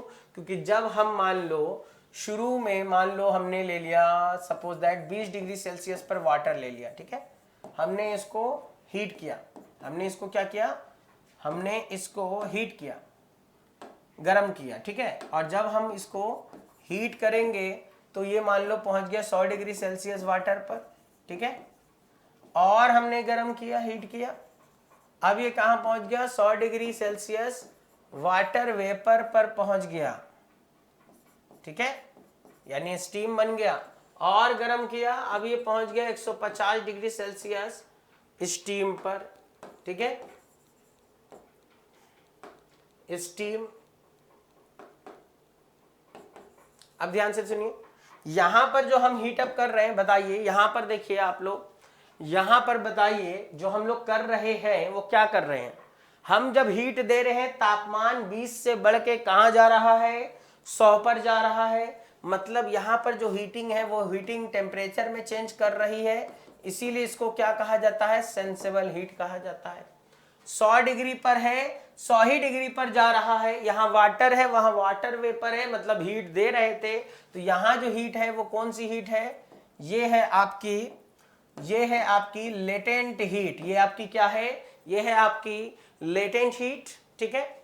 इसके बाद नेक्स्ट है आपका 100 डिग्री पर था स्टीम या वाटर वेपर, उसको हम हीट कर रहे हैं फिर से, और अब वो 150 डिग्री पर जा रहा है, फिर से तापमान बदल रहा है, इसलिए इसको फिर से क्या कहेंगे? Sensible heat. तो पहले ही समझ जाओ, यहां लिक्विड था, लिक्विड से लिक्विड बना, और आपको देखो जब तक बॉईल नहीं कर रहा है मतलब वो लिक्विड ऊपर नहीं उठ रहा है, एक्सपैंड नहीं कर पा रहा है। एक्सपैंड नहीं कर पाने का मतलब ये कैसा है, यहां पर आपको इस रीजन में कैसा लिक्विड मिल रहा है, this is your compressible liquid, compressed liquid region होगा ये, ठीक है। यहां पर उसके बाद क्या होगा, केवल और केवल फेज चेंज कर रहा है, यहां पर क्या हो रहा है, फेज में चेंज हो रहा है, इसलिए यहां पर जो रीजन मिलेगा वो कौन सा रीजन होगा, वेट रीजन होगा। और ये आपको कौन सा रीजन होगा, ये आपको होगा स्टीम, 100 से आगे चला गया इसलिए ये रीजन कौन सा है, सुपर हीटेड रीजन है। अब ध्यान से देखो 100 डिग्री पर जब वाटर मिल रहा था, तो अगर हम इसकी बात करें तो ये आपका क्या है, this is your saturated liquid line मिलेगी यहां पर, और यहां पर क्या मिलेगी आपको, सैचुरेटेड वेपर लाइन मिलेगी। यहां पर क्या मिलेगी, सैचुरेटेड वेपर लाइन मिलेगी। इसी वजह से वेट रीजन को सैचुरेटेड रीजन भी कहा जाता है, सैचुरेटेड रीजन भी कहा जाता है। तो जब भी हम लोग प्योर सब्सटेंस की बात करेंगे, तो अब हम लोगों को प्योर सब्सटेंस में जब भी लिखना है तो देखो आपको यहाँ पे 2 ग्राफ बना के दिखाते हैं ताकि आपको एकदम क्लियर हो जाए कि कहाँ क्या हो रहा है। तो हमने क्या कहा कि देखो जब भी प्योर सब्सटेंस बनाओगे तो प्योर सब्सटेंस के लिए जो ग्राफ बनेगा इस तरीके का डोम बनेगा। यहाँ जो पॉइंट होता है इसको कहा जाता है क्रिटिकल पॉइंट। इस तरीके का आपको डोम बनता है, ये पॉइंट कौन सा पॉइंट कहलाता है, this is your critical point. और ये जो लाइन है इस लाइन को क्या कहा जाता है, ये लाइन कहलाती है आपको सैचुरेटेड लिक्विड लाइन कहलाती है, और ये आपको कहलाती है सैचुरेटेड वेपर लाइन कहलाती है। और जहां पर ये दोनों लाइन जाकर के मिलती हैं उसको कहा जाता है आपका क्रिटिकल पॉइंट। अब देखो इसके बीच में जो रीजन मिलता है वो रीजन होता है आपका सैचुरेटेड रीजन, इसको हम लोग सैचुरेटेड रीजन भी कहते हैं, या इसी को हम लोग वेट रीजन भी कहते हैं, क्योंकि इस रीजन में आपको लिक्विड प्लस वेपर फेज दोनों एक साथ कोएग्जिस्ट करता है। जबकि इस लाइन पर हमेशा याद रखो 100% लिक्विड मिलेगा, इस लाइन पर हमेशा याद रखो 100% क्या मिलेगा, वेपर या स्टीम मिलेगा, ठीक है। यहां पर पानी खौलना शुरू करेगा, बॉईल करना शुरू करेगा, और यहां तक बॉईल करता रहेगा, केवल फेज में चेंज होगा। इसके इधर जो रीजन है इसको कहा जाता है कौन सा रीजन, दिस इज कॉल्ड सब कूल्ड रीजन। ये रीजन कौन सा रीजन है, सब कूल्ड, या इसी को हम लोग एक और नाम से जानते हैं under cooled region. Under cooled region, यहाँ पर जो फ्लूइड मिलता है वो कैसा फ्लूइड होगा, वो आपका कंप्रेस्ड लिक्विड रहेगा, हमेशा याद रखो। यहाँ पर जो फ्लूइड मिलेगा वो कौन सा होगा, वो होगा आपका सुपर हीटेड स्टीम होगा, सुपर हीटेड स्टीम होगा।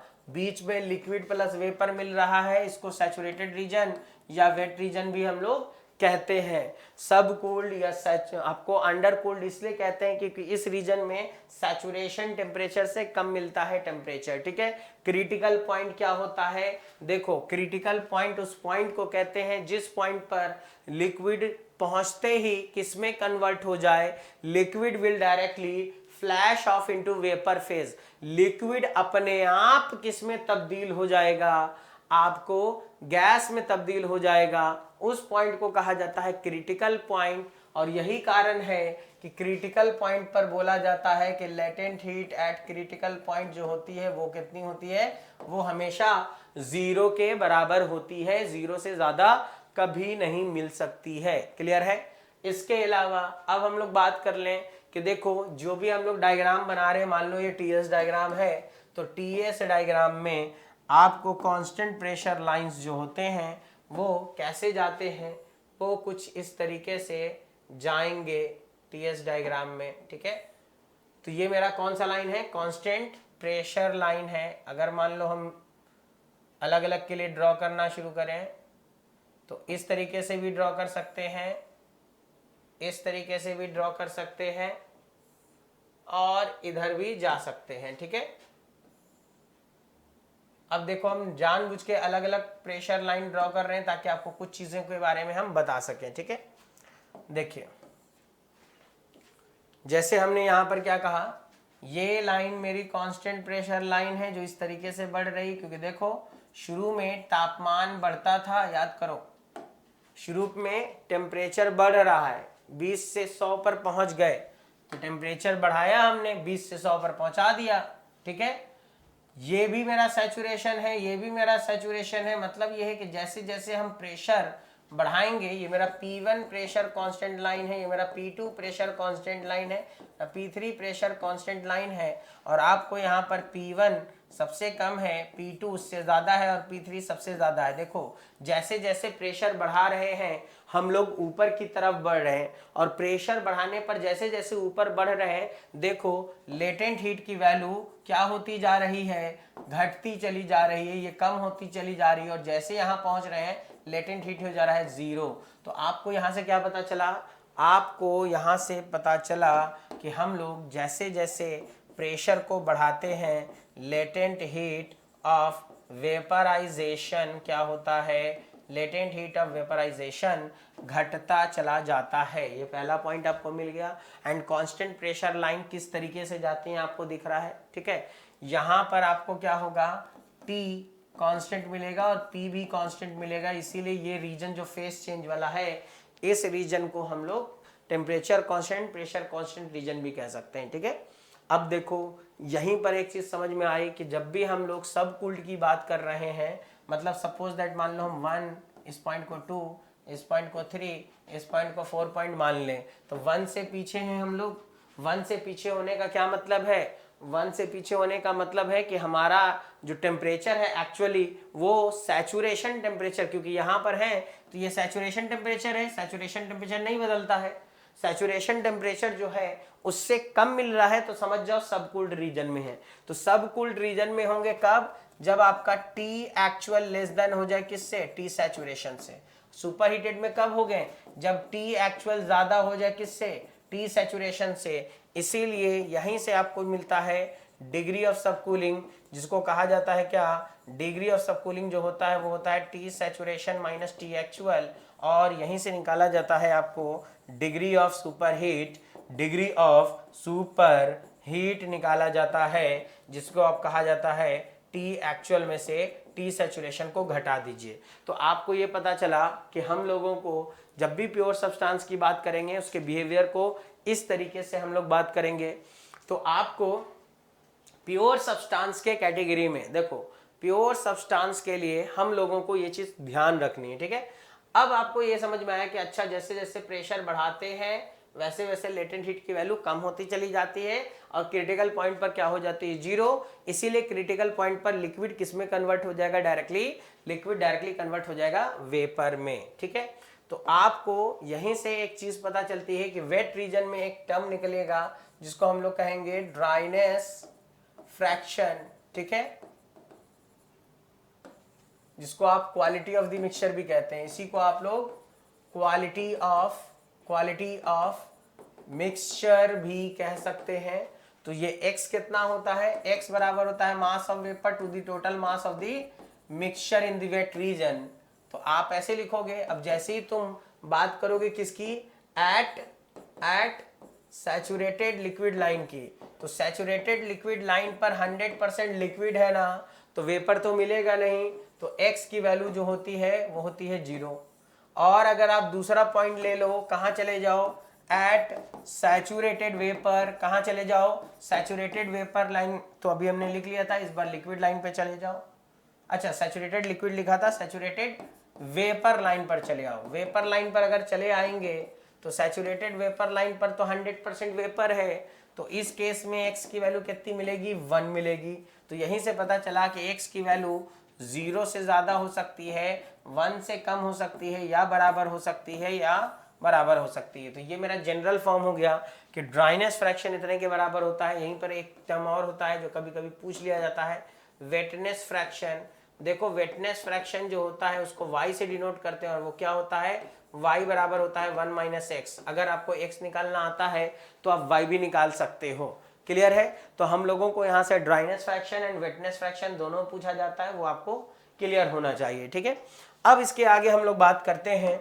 देखो बहुत ही कॉन्सेप्चुअल पार्ट है, समय कम है, कम समय में सबको टच करना है, इसलिए हम लोग बहुत ज्यादा कमेंट्स को नहीं लेंगे। ठीक है, बाकी कोई भी डाउट हो आप आसानी से पूछ सकते हैं। आपको डाउट क्या करना, मान लो किसी को कुछ भी डाउट रह जाए, क्या करना, आप @उत्कर्ष मैकेनिकल डाउट पर जाना, उस पर वो डाउट आप डालना, मैं आपको जवाब दे दूंगा। ठीक है, चलिए अब ध्यान से देखिए, आपको ये समझ में आया? तो अब आप यहां से कहोगे कि सर अगर हम बात करें तो अगर हम सॉलिड को किस में कन्वर्ट करना चाहते हैं, लिक्विड में, सॉलिड को लिक्विड में बनाना क्या कहलाता है, हमारा मेल्टिंग, ये मेरा मेल्टिंग कहलाता है। ठीक है, दूसरा नंबर, लिक्विड से सॉलिड बनाना है तो इसको हम क्या कहेंगे, इसको हम कहेंगे फ्रीजिंग, इसको हम कहेंगे फ्रीजिंग। तीसरा नंबर, लिक्विड को किस में कन्वर्ट करना है, मान लो लिक्विड को कन्वर्ट करना है वेपर में या फिर स्टीम में, तो ये हमारा क्या होगा, दिस इज कॉल्ड वेपराइजेशन, इसी को क्या कहेंगे हम, वेपराइजेशन। और अगर वेपर को लिक्विड बनाना है तो क्या कहलाता है, वेपर को लिक्विड बनाना हमारा क्या कहलाता है, ये कहलाता है आपको कंडेंसेशन, ये क्या कहलाता है, कंडेंसेशन। पांचवा नंबर, सॉलिड का डायरेक्टली कन्वर्जन हो जाए गैस में, ये कहलाता है आपको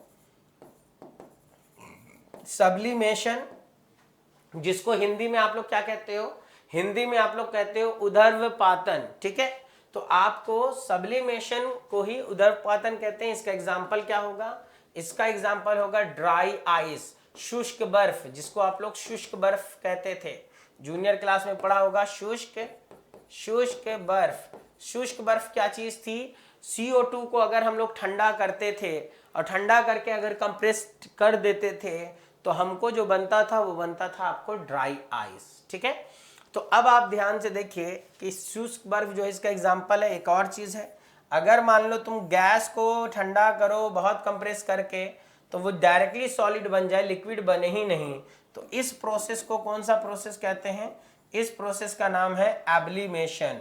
इस प्रोसेस को क्या कहते हैं बच्चे, इस प्रोसेस को कहते हैं एब्लिमेशन। तो आपको इन प्रोसेस पर भी क्वेश्चन आया है कि बताइए लिक्विड को इसमें कन्वर्ट कर रहे हैं, क्या है नाम उसका, उसको क्या कहेंगे, तो हम लोगों को ये चीज समझना पड़ेगा। ठीक है, अब इसी के बाद हम लोग बात करेंगे। तो देखो जनरल सब्सटेंस में क्या होता है, अगर हम लोग जनरल सब्सटेंस की बात करें तो जनरल सब्सटेंस जो होते हैं उनके साथ क्या है कि अगर हम लोग सॉलिड को लिक्विड बना रहे हैं तो आपको क्या करना पड़ेगा, मेल्टिंग करना पड़ेगा, और जनरल सब्सटेंस क्या होता है, एक्सपैंड करता है। ठीक है, दूसरा नंबर, लिक्विड को जब सॉलिड बनाया जाता है जनरल सब्सटेंस में तो उसको हम लोग फ्रीज करते हैं, और जब फ्रीज करते हैं तो वो चीज क्या हो जाती है, कंप्रेस हो जाती है, जो जनरल सब्सटेंस है। लेकिन वाटर जो है ना, इस वाटर के साथ प्रॉब्लम क्या है कि वाटर जो है एबनॉर्मल बिहेवियर शो करता है। लेकिन वाटर के लिए अगर आपने आइस लिया है और इसको मेल्ट करा करके वाटर बना दिया तो आपको वो चीज एक्सपैंड नहीं करेगी, वो कंप्रेस कर जाएगी। और ये आप करके देख सकते हो, बर्फ का एक टुकड़ा ले लो और उसको ठंडा करने के लिए छोड़ दो, तो देखोगे जब वो ठंडा, उसको गर्म करने, उसको मतलब पिघलने के लिए छोड़ दो, जब पानी बनेगा तो जितना बर्फ था उससे कम पानी बनेगा, तो ये एबनॉर्मल बिहेवियर शो करता है। सिमिलरली अगर आप वाटर ले रहे हो, वाटर कहने का मतलब लिक्विड ले रहे हो, और इसको आप क्या करोगे, फ्रीज करोगे, तो ये आइस बन जाएगा, और आइस बनेगा तो ये कंप्रेस होता है जनरल सब्सटेंस, लेकिन ये एक्सपैंड हो जाता है। इसके साथ उल्टा बिहेवियर है। उसके पीछे क्या है कि जब आप वाटर का ग्राफ देखोगे तो आपका वाटर का ग्राफ कुछ ऐसा चलेगा। ठीक है, मतलब क्या है कि आपको जैसे ही उसको हीट अप करोगे, ठीक है, आप टीवी डायग्राम देखो तो शुरुआत में ये मान लो 0 डिग्री सेल्सियस, सॉरी यहां पर क्या है आपको, ये है आपका 0 डिग्री सेल्सियस, ये है आपका 0 डिग्री सेल्सियस, ये है आपका 4 डिग्री सेल्सियस। अब देखो जैसे ही हीट करते हो तो 4 डिग्री सेल्सियस तक जाते जाते आपको दिख रहा होगा कि इसका वॉल्यूम पहले क्या हो रहा है, यहाँ पर अगर पॉइंट 1 था, 1 से ये घट करके V मिनिमम पे पहुंच गया, वॉल्यूम डिक्रीज कर रही है, फिर वॉल्यूम एक्सपैंड कर रही है। इसी वजह से जो मिनिमम वॉल्यूम होता है वाटर का, मिनिमम वॉल्यूम ऑफ वाटर कहाँ मिलता है? Water at 4 degree Celsius. इसीलिए मास बाई वॉल्यूम क्या होता है? डेंसिटी। अगर V मिनिमम होगा तो डेंसिटी मैक्सिमम होगा कि नहीं? दोनों का इन्वर्स रिलेशन है ना। तो यहीं से पता चला कि मैक्सिमम डेंसिटी आपको वाटर की कहाँ मिलती है? एट 4 डिग्री सेल्सियस मिलती है। ये आपसे पूछा जा सकता है क्योंकि वाटर का जो बिहेवियर है वो डिफरेंट है बाकियों से। तो अब हम लोगों ने क्या कहा कि ठीक है भाई, अगर अब हम एक पीटी डायग्राम ड्रॉ कर ले, मान लो सपोज दैट हम एक डायग्राम ड्रॉ कर रहे हैं जिस डायग्राम का नाम है पीटी डायग्राम। अगर हम लोग पीटी डायग्राम ड्रॉ करते हैं तो पीटी डायग्राम में हम लोगों को क्या पता चलता है कि देखो, जब हम लोग इस तरीके से जाएंगे, ये यहां पहुंच गए,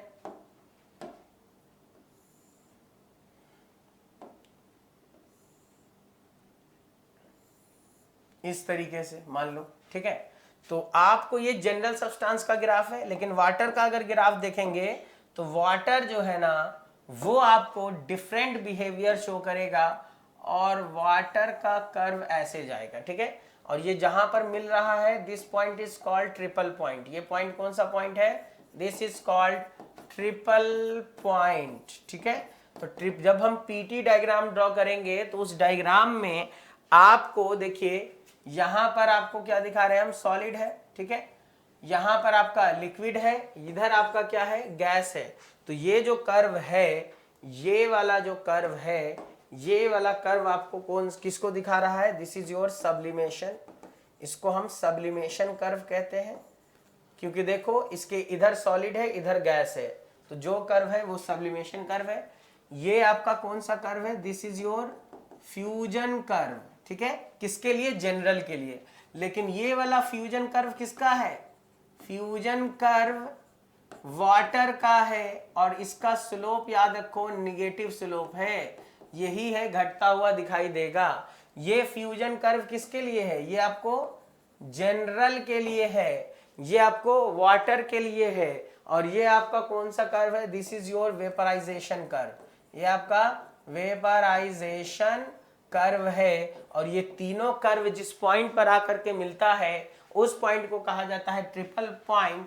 और ट्रिपल पॉइंट पर जो टेम्परेचर मिलती है वो कितनी होती है? 273.16 केल्विन, या इसी को आप 0.01 डिग्री सेल्सियस भी कह सकते हो, और इसी को आप 32.018 डिग्री फ़ारेनहाइट भी कह सकते हो। और इस पर जो प्रेशर मिलेगा वो 611.2 पास्कल होगा, या फिर इसी को आप क्या लिख सकते हो? 4.58 mm ऑफ Hg, और कभी कभी इसको 4.6 टॉर भी अप्रोक्सीमेटली लिख दिया जाता है, क्योंकि 1 टॉर बराबर क्या होता है? 1 टॉर बराबर होता है 1 mm ऑफ Hg। क्लियर हो गया? तो आपको प्योर सब्सटेंस में जब भी हम ट्रिपल पॉइंट का ग्राफ प्लॉट करेंगे तो पीटी डायग्राम में triple point is a point. तो हम लोग पहला पॉइंट क्या लिखेंगे? इन pressure temperature diagram, in pressure temperature diagram triple point is a point. Triple point जो होता है वो आपको एक पॉइंट दिखाई देता है। वो क्या दिखाई देता है? पॉइंट दिखाई देता है। अब इस चीज को समझो, ये देखो, ये वाला एक्सिस क्या है? Pressure axis. ये वाला एक्सिस क्या है? This is your temperature axis. देखो, प्रेशर टेम्परेचर, प्रेशर टेम्परेचर, ये एक्सिस है। और ये है वॉल्यूम एक्सिस जो कि आपको अंदर की तरफ है। ऐसे ना समझ में आए तो आप ऐसे समझो, ये एक्सिस है जो कि अंदर की तरफ है, जो तुमको नहीं दिख रहा है। तुम सामने से देखोगे तो तुमको एक पॉइंट दिखाई देगा। देखो, तुम सामने से देखोगे तुमको एक पॉइंट दिखाई देगा, ये एक्सिस, ठीक है। अब इसमें एक पॉइंट दिखाई दे रहा है, ट्रिपल पॉइंट। लेकिन जब हम इसको ऐसे घूम जाएंगे तो ये बताओ, ये पीवी डायग्राम हुआ कि नहीं? टेम्परेचर अंदर चला गया, ये पीवी डायग्राम हो गया। और जब तुम पीवी डायग्राम देखोगे तो पीवी डायग्राम में तुम्हारा ट्रिपल पॉइंट जो होगा वो कभी भी आपको ये नहीं दिखाई देगा पॉइंट, वो क्या दिखाई देगा? वो आपको लाइन दिखाई देगा। इसीलिए जब हम लोग पीवी डायग्राम ड्रॉ करेंगे तो देखो, पीवी डायग्राम के केस में आपको जो ट्रिपल पॉइंट है वो ट्रिपल पॉइंट आपको कभी भी पॉइंट नहीं दिखाई देगा, वो आपको क्या दिखाई देगा, वो आपको दिखाई देगा एक लाइन, ठीक है, वो इस तरीके से एक लाइन दिखाई देगा, ठीक है। ये आपको सैचुरेटेड सॉलिड कर्व हो जाएगा, ये आपको सैचुरेटेड लिक्विड कर्व होगा 0 डिग्री वाला, यहां पर आपको सॉलिड एंड लिक्विड दोनों मिलेगा। तो अब आपको ये जो दिख रहा है ना, ये लाइन कौन सी लाइन है, this is your triple point line, this is your triple point line. तो याद रखो कि ट्रिपल पॉइंट जो होता है, अगर हम पीवी डायग्राम में देखें, देखो पीटी डायग्राम छोड़ करके पीवी डायग्राम हो, चाहे आपको टीवी डायग्राम हो, उन सब में हमेशा ट्रिपल पॉइंट जो होगा वो हमेशा लाइन दिखाई देगा, यह है क्रिटिकल पॉइंट। तो जब भी आपसे याद रखना, इसको ऐसे याद रखना कि पीटी डायग्राम में ये पॉइंट दिखता है, पीटी डायग्राम में ट्रिपल पॉइंट क्या दिखाई देता है, पॉइंट। इसके अलावा अगर पूछा जा रहा है तो आप कहोगे कि वो लाइन दिखाई देगा हम लोगों को। क्लियर है? तो ट्रिपल पॉइंट में क्या है, देखो ये एक कर्व है, ये एक दूसरा कर्व है और ये एक तीसरा कर्व है, तीनों कर्व आके मिल रहा है, तुम सामने से देख रहे हो तो पॉइंट दिख रहा है। लेकिन जब हम इसको ऐसे घुमा देंगे तो तुमको पॉइंट थोड़ी ना दिखेगा, वो क्या दिखेगा, वो दिखेगा लाइन दिखाई देगा। और हम लोगों को पता है कि ट्रिपल पॉइंट पर डिग्री ऑफ फ्रीडम क्या होता है, 0। तो degree of freedom at triple point जो होता है, ट्रिपल पॉइंट जो होता है इज ऑलवेज 0। और ये 0 होने का मतलब क्या, ये कैसे पता चला, हमने फेज रूल में पहले ही निकाल लिया था। तो ट्रिपल पॉइंट पर जब डिग्री ऑफ फ्रीडम 0 है, इसका मतलब ये हुआ कि आप लोगों को ट्रिपल पॉइंट जो मिलेगा वो एक फिक्स पॉइंट होगा। क्यों फिक्स पॉइंट होगा, क्योंकि डिग्री ऑफ फ्रीडम का मतलब होता है कि आपको उस स्टेट को, सिस्टम के स्टेट को या सिस्टम के इस पॉइंट को डिफाइन करने के लिए कितने प्रॉपर्टीज की जरूरत पड़ेगी, इंडिपेंडेंट इंटेंसिव प्रॉपर्टीज की। यहां तो 0 मिल रहा है, मतलब हमको इस पॉइंट को डिफाइन करने के लिए कोई भी इंडिपेंडेंट प्रॉपर्टी को बताने की जरूरत नहीं है, क्योंकि ये एक फिक्स पॉइंट होता है। इसीलिए ट्रिपल पॉइंट कभी चेंज नहीं करेगा वाटर का, वो हमेशा वही होगा, फिक्स पॉइंट होगा। और ट्रिपल पॉइंट की वैल्यू आपसे पूछी जाएगी। आपसे ये भी पूछा जा सकता है कि 1 केल्विन को अगर डिफाइन करना है तो कैसे करोगे, तो आप कह देना कि 1 केल्विन जो होता है ना, 1/273.16 ऑफ ट्रिपल पॉइंट होता है, ट्रिपल पॉइंट ऑफ वाटर होता है। ये आपका 1 केल्विन का इंटरनेशनली एक्सेप्टेड कन्वेंशन है जो आपसे पूछा जा सकता है। क्लियर हो गया? तो अब देखिए यहां पर आप लोगों को एक चीज समझ में आ गई होगी कि degree of freedom at triple point क्या होता है, 0 होता है। तो जब भी आपको ड्रॉ करना होगा आप इसी तरीके से सोचेंगे। क्लियर है? तो देखो आपको जब भी प्योर सब्सटेंस की बात हो रही है, ठीक है, तो आपको प्योर सब्सटेंस में हमेशा जब भी पूछा जाएगा कोई ना कोई रीजन पर पूछा जाएगा। तो हम लोग क्या करेंगे, हम लोग यहाँ पर अभी सीखते हैं कि किसी भी पॉइंट पर अगर हमको कोई पैरामीटर निकालना है तो कैसे निकालना है। तो देखो मैंने क्या किया, मैंने एक मान लो छोटा सा एक डायग्राम बना दिया और इसमें मैंने कहा कि चलो हम लोग अपना पॉइंट ले लेते हैं कुछ कुछ। हमने एक ग्राफ बनाया और मैंने कहा कि देखो ये पॉइंट जो है पॉइंट 1 है, ये पॉइंट 2 है, ये पॉइंट मान लिया हमने 3 है, ये पॉइंट मान लिया हमने 4 है, ये पॉइंट मान लिया हमने 5 है। ठीक है, ये जो 1 पॉइंट है वो सब कूल्ड रीजन में है, ये जो 2 पॉइंट है वो सैचुरेटेड लिक्विड लाइन पर है। और सैचुरेटेड लिक्विड लाइन पर कुछ भी होता है उसको हम F से डिनोट करेंगे, छोटा सा F लिख देंगे उसके नीचे। और सैचुरेटेड वेपर लाइन पर जो होगा उसको हम छोटा सा क्या लिख देंगे, G लिख देंगे। ये आपका क्या है, क्रिटिकल पॉइंट है। देखो कुछ चीजें याद रखना, क्रिटिकल पॉइंट पर लेटेंट हीट ऑफ वेपराइजेशन 0 होता है। क्यों 0 हो जाता है, क्योंकि लिक्विड डायरेक्टली कन्वर्ट हो जाता है किसमें, वेपर में। मतलब क्रिटिकल पॉइंट पर डेंसिटी का डिफरेंस लिक्विड एंड वेपर के बीच में क्या हो जाएगा, 0 हो जाएगा। ठीक है, तीसरी चीज क्रिटिकल पॉइंट का जो स्लोप है क्या है, ये स्लोप है 0। 0 स्लोप होता है क्रिटिकल पॉइंट पर, यहां पर भी इंक्रीजिंग स्लोप है, यहाँ डिक्रीजिंग स्लोप है। तो आपको क्रिटिकल पॉइंट पर स्लोप क्या होता है, 0 होता है। मान लो हम टीएस डायग्राम बना रहे हैं और हम आपको कहें कि हर पॉइंट पर आपको क्या करना है, हर पॉइंट पर आप लोगों को एंट्रोपी की वैल्यू लिख देनी है, ठीक है। तो जब हम लोगों को हर पॉइंट पर एंट्रोपी लिखना है तो कैसे लिखेंगे, तो चलो हम पॉइंट 1 पर लिखना चाहते हैं, कैसे लिखोगे, पॉइंट 1 से पहले पहले 2 पर लिख लो, ठीक है। ऐसा करते हैं हम लोग, पहले 2 पर लिख लेते हैं, क्यों, क्योंकि ये आपको स्टीम टेबल में दिया जाएगा, ठीक है। तो हम लोग एट पॉइंट 2 पर लिखें, पॉइंट 2 पर एंथैल्पी भी लिखेंगे, पॉइंट 2 पर एंट्रोपी भी लिखेंगे।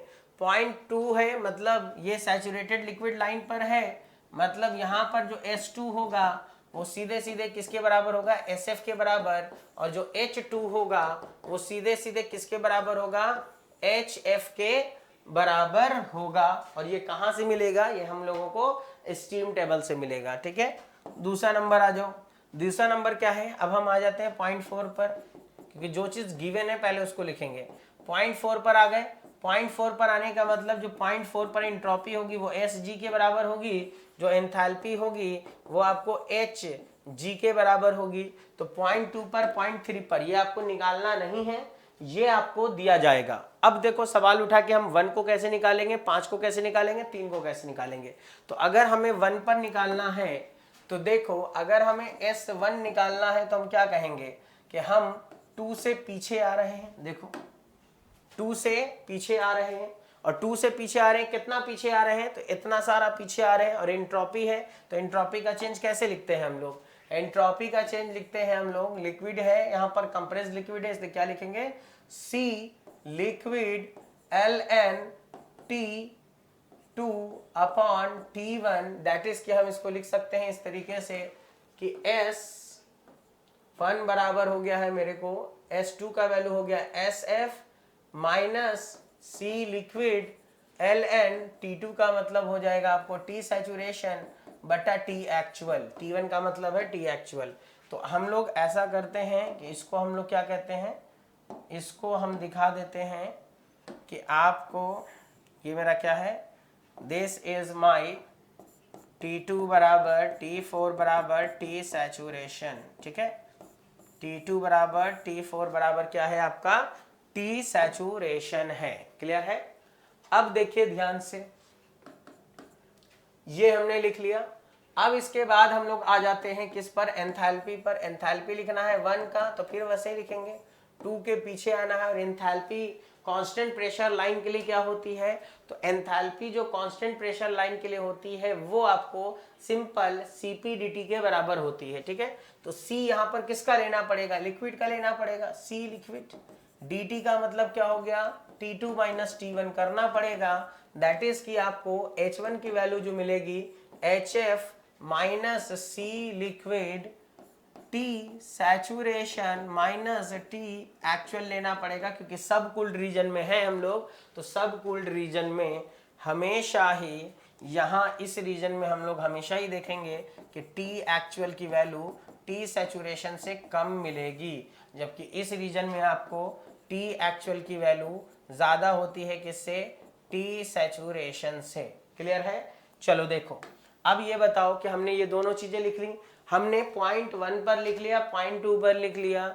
अब ऐसा करते हैं हम लोग पॉइंट 3 पर लिखते हैं। तो अगर पॉइंट 3 पर लिखना है तो S3 बराबर क्या लिखोगे, तुम कहोगे कि सर 2 से आगे हैं हम लोग, 2 से आगे चले गए, कितना आगे हैं, तो हम लोग 2 से आगे जाना चाहते हैं तो हम लिख सकते हैं इसको 4 माइनस 3, पूरा डिफरेंस है, देखो ध्यान से, ये क्या है, दोनों के बीच में डिफरेंस क्या मिलेगा, 2 एंड 4 के बीच में डिफरेंस है, पूरा डिफरेंस है 4 माइनस 3, 4 माइनस 2।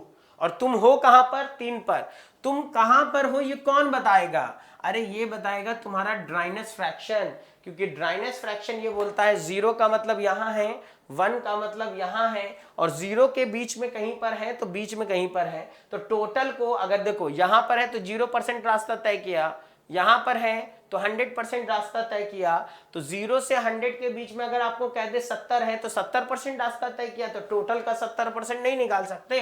तो हम लोग क्या कर देंगे, हम लोग सीधे इसको लिख देंगे x इसे मल्टीप्लाई कर देंगे। तो अब हमें क्या पता चला, हमें ये पता चला कि S3 बराबर लिखेंगे हम लोग SF plus dryness fraction plus SG minus SF, और कभी कभी इसको ऐसे भी लिख देते हैं SF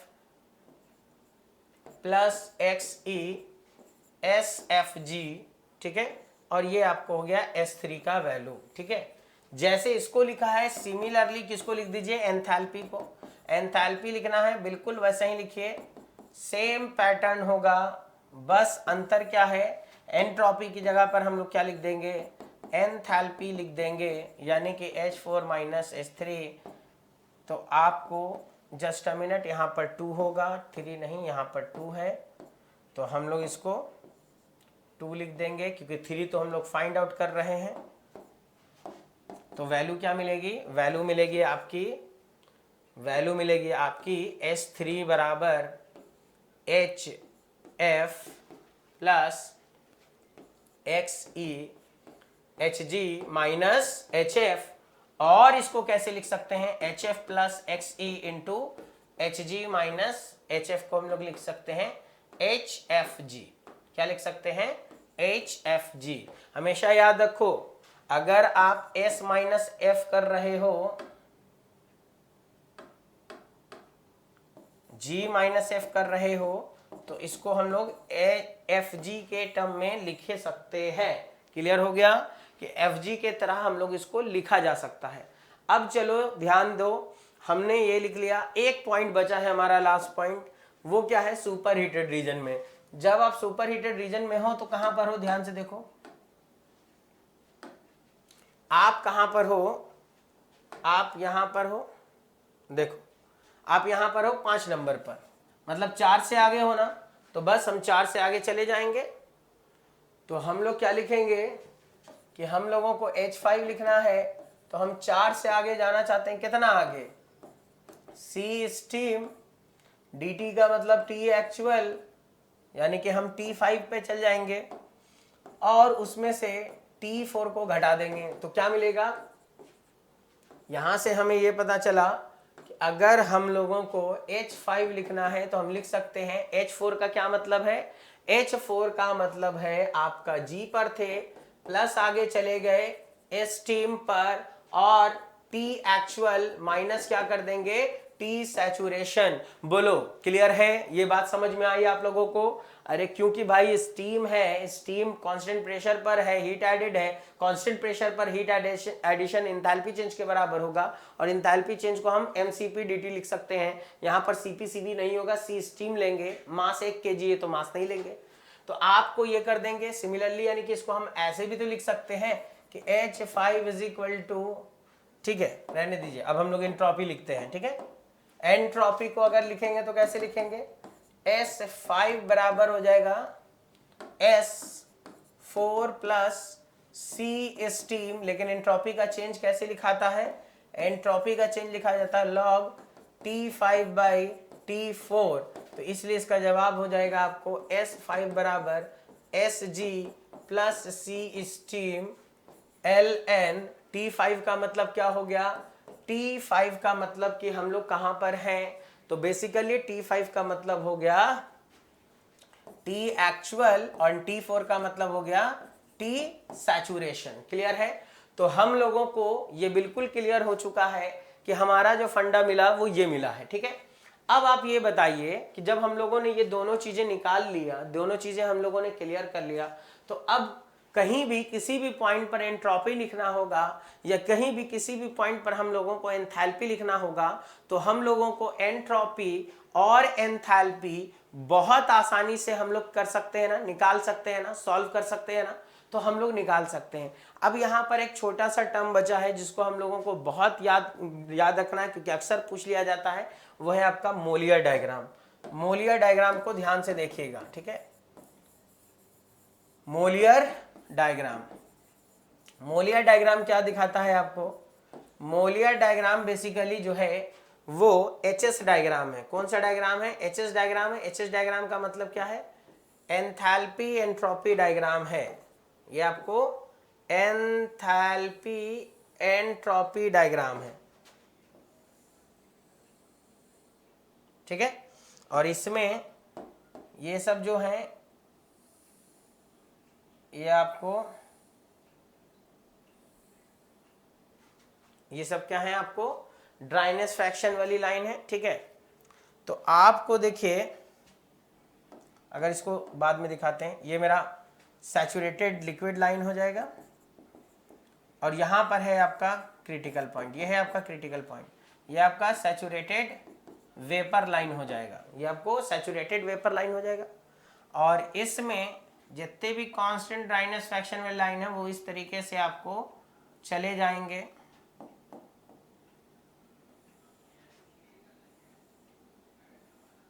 ये आपको क्या है, ड्राइनेस फ्रैक्शन 60% है, 70% है, 0.6 है ड्राइनेस फ्रैक्शन 0.7 है, ठीक है।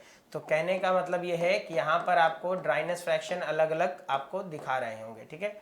मान लो ये x1, x2, x3 एंड यहाँ पर 100%, यहाँ पर जो x होगा वो 100% होगा, ठीक है। अब देखो जब भी मॉइलर डायग्राम होगा तो मॉइलर डायग्राम कौन सा डायग्राम है, बेसिकली ये एचएस डायग्राम है। किसका किसके बीच में है, तो सबसे पहला सवाल जो आपसे पूछा जाता है ये बताइए मॉइलर डायग्राम कौन सा डायग्राम होता है। तो हम लोग लिखेंगे कि Mollier diagram is a HS diagram, Mollier diagram is a HS diagram, HS diagram पहली चीज, ठीक है। और इस डायग्राम में अगर हम लोग कांस्टेंट प्रेशर लाइन को अगर दिखाना चाहें तो देखो कैसे दिखाएंगे।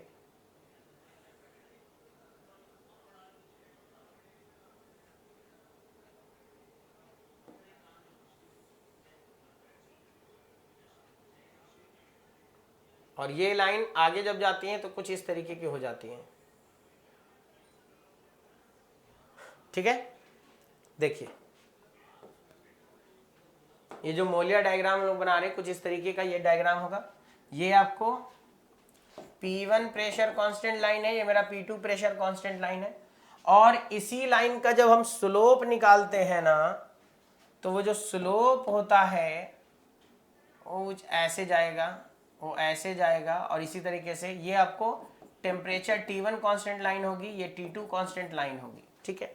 तो एचएस डायग्राम जो होता है इसमें कांस्टेंट प्रेशर लाइन जो होता है वो इस तरीके से जाता है और आपको अगर आप सुपर हीटेड रीजन में देखोगे तो इसका जो कर्व है वो आगे जाते जाते क्या होता जाता है, डाइवर्जिंग। तो सबसे पहली चीज क्या लिखना है कि जब भी हम लोग मोलियर डायग्राम की बात करेंगे तो इसमें मोलियर डायग्राम का जो स्लोप निकलेगा वो क्या होगा, dH/ds होगा।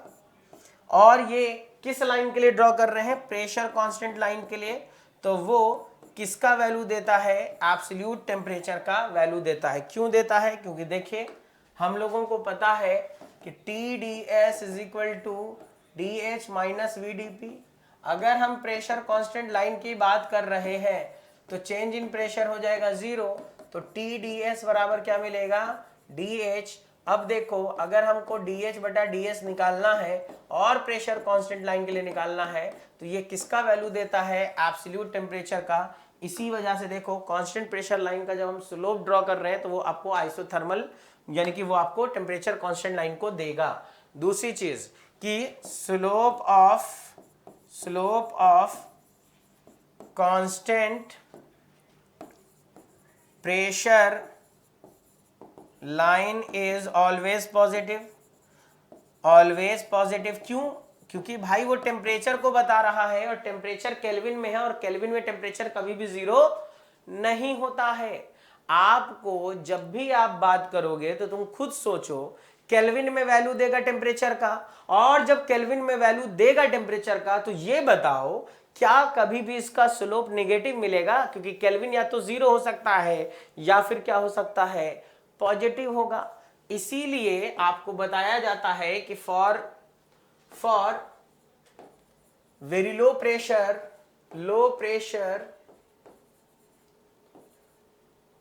absolute temperature, for very low pressure absolute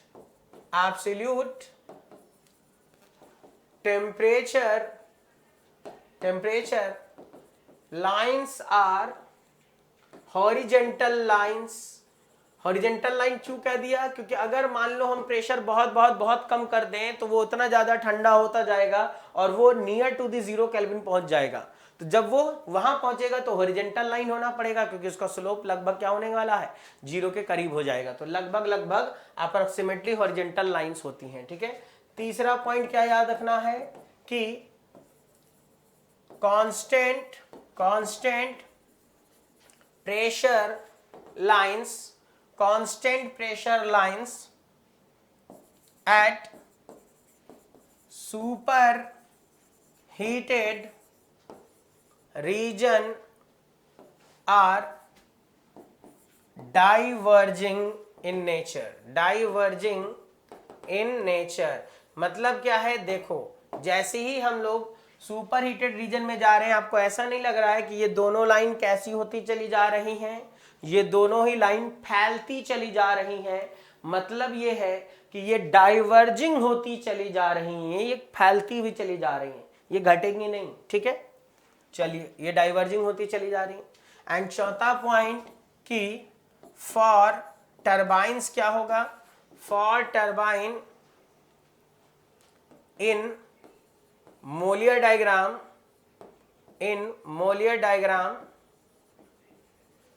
a constant for in Mollier diagram a vertically downward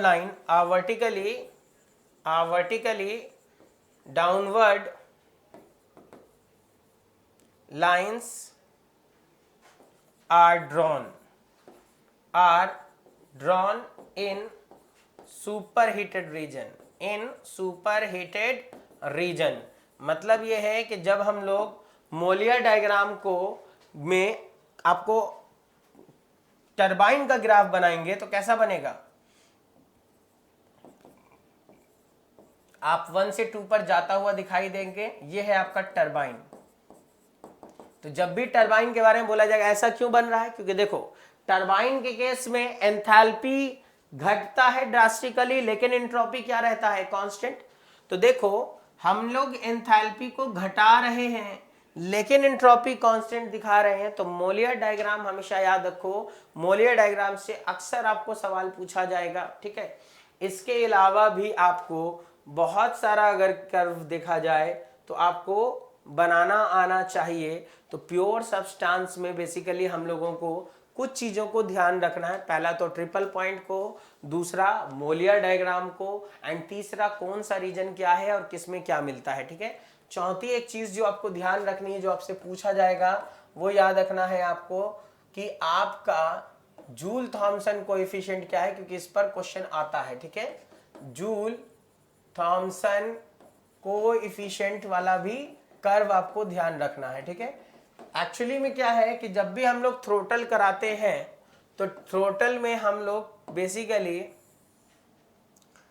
temperature pressure graph draw कर रहे हैं। यहाँ पर ये मेरा टेम्परेचर एक्सिस है, ये मेरा प्रेशर एक्सिस है, और इसमें जब भी हम लोग ग्राफ प्लॉट करते हैं किसका, एक कांस्टेंट एंथैल्पी लाइन का, तो जो ग्राफ प्लॉट होता है वो ग्राफ कुछ इस तरीके से प्लॉट होता है। ये मेरा H1 कांस्टेंट लाइन है, ये मेरा H2 कांस्टेंट लाइन है, ये मेरा H3 कांस्टेंट लाइन है, ये मेरा H4 कांस्टेंट लाइन है, ठीक है। उसके बाद देखिए जब भी हम लोग इस तरीके से ड्रॉ करेंगे तो इसमें ये सब जो है कहाँ टकराता है, एक पॉइंट पर टकराता है। ये जितने भी पॉइंट्स मिलते हैं इन सब पर जूल थॉमसन जो है उस म्यू जेटी की वैल्यू, जूल थॉमसन बेसिकली क्या है, स्लोप है, कुछ किसका टेम्परेचर प्रेशर का स्लोप है एंथैल्पी कांस्टेंट लाइन के लिए, इसी को जूल थॉमसन कोएफिशिएंट कहा जाता है। तो ये आपसे पूछ लेता है कि जूल थॉमसन कोएफिशिएंट किसको कहते हैं, तो टेम्परेचर प्रेशर एक्सिस में कांस्टेंट एंथैल्पी का जो स्लोप होता है वही आपका जूल थॉमसन क्या है, कोएफिशिएंट होता है। अब यहीं से आपको 3 केसेस मिलता है। म्यू जेटी का वैल्यू अगर आपको इसका वैल्यू या तो निगेटिव मिलता है, अगर निगेटिव मिलेगा तो समझ जाना कि इस केस में टेम्परेचर क्या हो रहा है, बढ़ रहा है, ठीक है। और अगर म्यू जेटी का वैल्यू पॉजिटिव मिल जाए तो उस केस में समझ जाना कि टेम्परेचर का वैल्यू क्या हो रहा है, घट रहा है। और अगर म्यू जेटी की वैल्यू 0 मिल जाए तो टेम्परेचर क्या रहता है, कांस्टेंट मिलता है। देखो इस वाले रीजन में टेम्परेचर बढ़ता हुआ दिखा देता है तो इसलिए इसको हीटिंग जोन कहा जाता है, ठीक है। इस वाले रीजन में टेम्परेचर घटता मिलता है, इसीलिए इसको कूलिंग जोन कहा जाता है। और जहां पर आपको म्यू जेटी की वैल्यू 0 मिल रही है, उन सबको अगर मिला दिया जाए तो जो कर्व बनता है उस कर्व का नाम है इन्वर्जन कर्व। और इन्वर्जन कर्व पर आपको म्यू जेटी की वैल्यू हमेशा क्या होती है, 0 होती है। ये कूलिंग जोन है, ये हीटिंग जोन है, बीच में क्या है, इन्वर्जन कर्व है। तो आपको ये पूछ लिया जाता है अक्सर।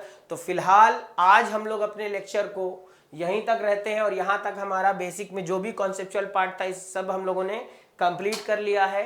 अब इसके रिगार्डिंग जो भी क्वेश्चन आपके एग्जामिनेशन में पूछा गया है उन सब को हम लोग डिस्कस करेंगे माय डियर। सारे क्वेश्चंस को एक बार कर लेंगे। और कल चूंकि हम लोगों का 15 अगस्त है तो इसलिए हम लोग कल क्लास नहीं करेंगे, ठीक है। हम लोग ठीक मिलेंगे 2:30 बजे इसी MPPB के थर्मोडाइनमिक्स के साथ 16 तारीख को।